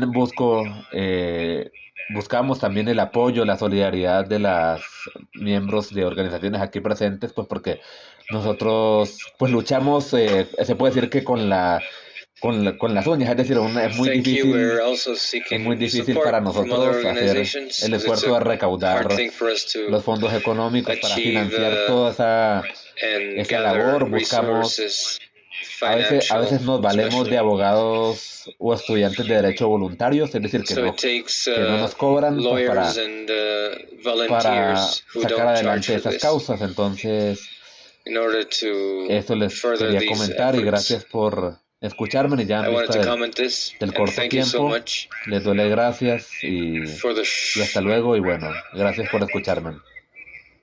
Thank you, Diego, and thank you, Alfonso, for translating. We are running out of time for this. Okay, we'll wrap it up very soon. Yes. Just I would like to express a special thank you to Mr. David B. Silverman and all of the donors we have. But thank you for what you have done for us. Thank you. But if any members or delegates or observers would like to say something, please, just 1 minute for a speech. Anyone, please?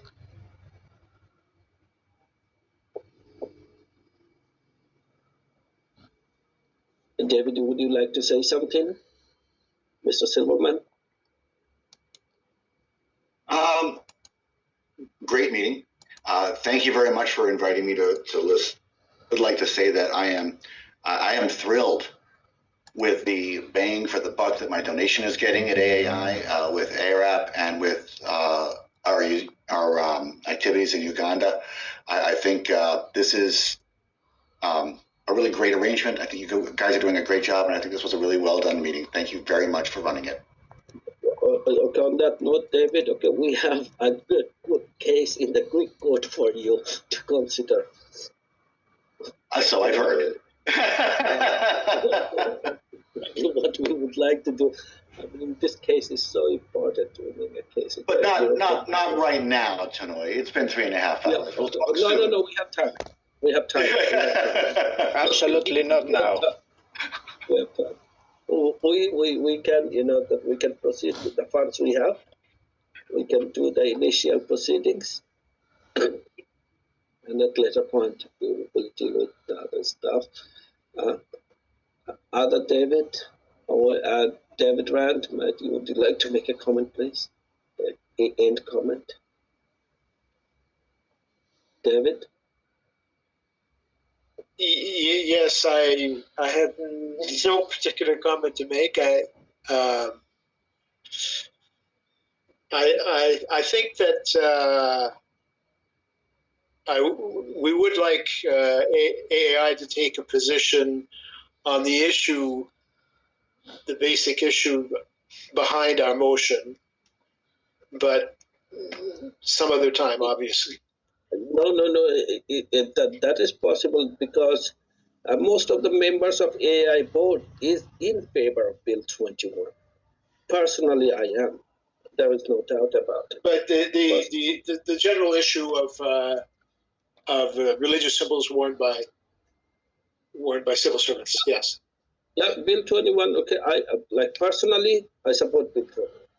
That's my position. Okay, I have said it, in the past. I'll say it again and again. That I support Bill 21. That's my personal position.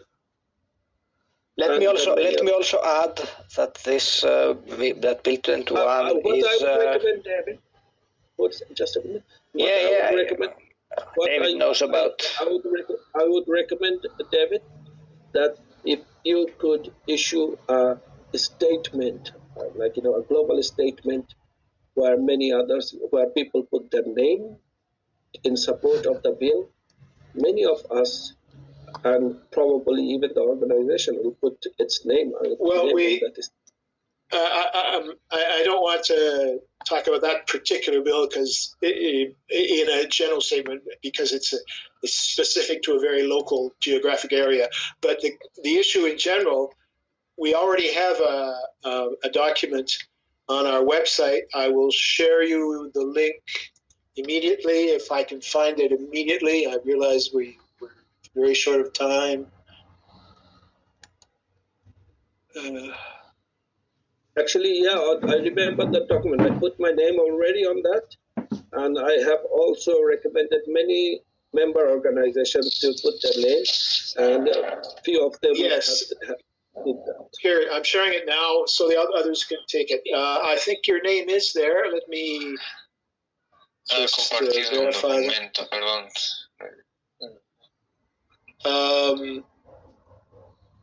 No, your name is not there, but if you let us know, we can add it. Arif is there. Alliance of Former Muslims is there. Poland is the Kazimierz Lisinski Foundation of Poland is there. So it's not the Atheist Alliance name. It was okay. So this document. Oh yes, sure. So you should read the document first, of course, and if you agree, email us, and we will add your personal name or the name of organization. Okay, Buddhist also, can you please include on the agenda for the next board meeting, please? Sure. If there is no other comments, I would like to thank everyone for joining us. It was a very productive evening. Andrew, thank you so much for coming. You have been a true Atheist Alliance International member for such a long time.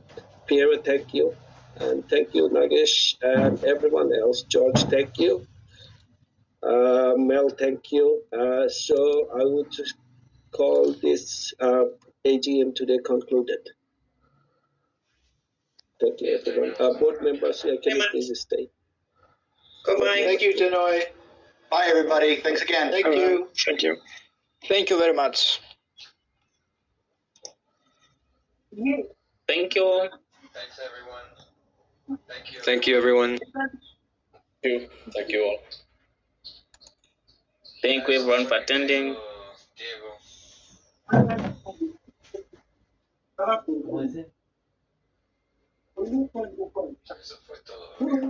Ya terminó. Recording stopped. Bueno, gracias por la traducción. Un gusto no sé si se puede acceder a la grabación de la reunión, no sé, Voy a pedir, no sé si grabación, pero creo que hay un informe escrito. Sí, como el informe para tener como la minuta o las disposiciones, un registro de... Sí. Ok. Hablamos más tarde, Diego. Hablamos más tarde, gracias y muchas gracias y que esté muy bien y seguimos ahí en contacto. Me cuenta cómo evoluciona, si lo del encuentro, la invitación, si alguien sabe si se anima. Yo creo que vamos a organizarnos, a ver, quizás un par de personas vayamos. Sí. Y te aviso. Si es posible, si sabe quiénes, pues me los contactas y ahí vamos, ahí pues seguimos en contacto. Bueno, gracias y me cuentas. Perfecto. Un abrazo, querido Diego. Hasta luego, sí. Chao, chao. Chao, chao.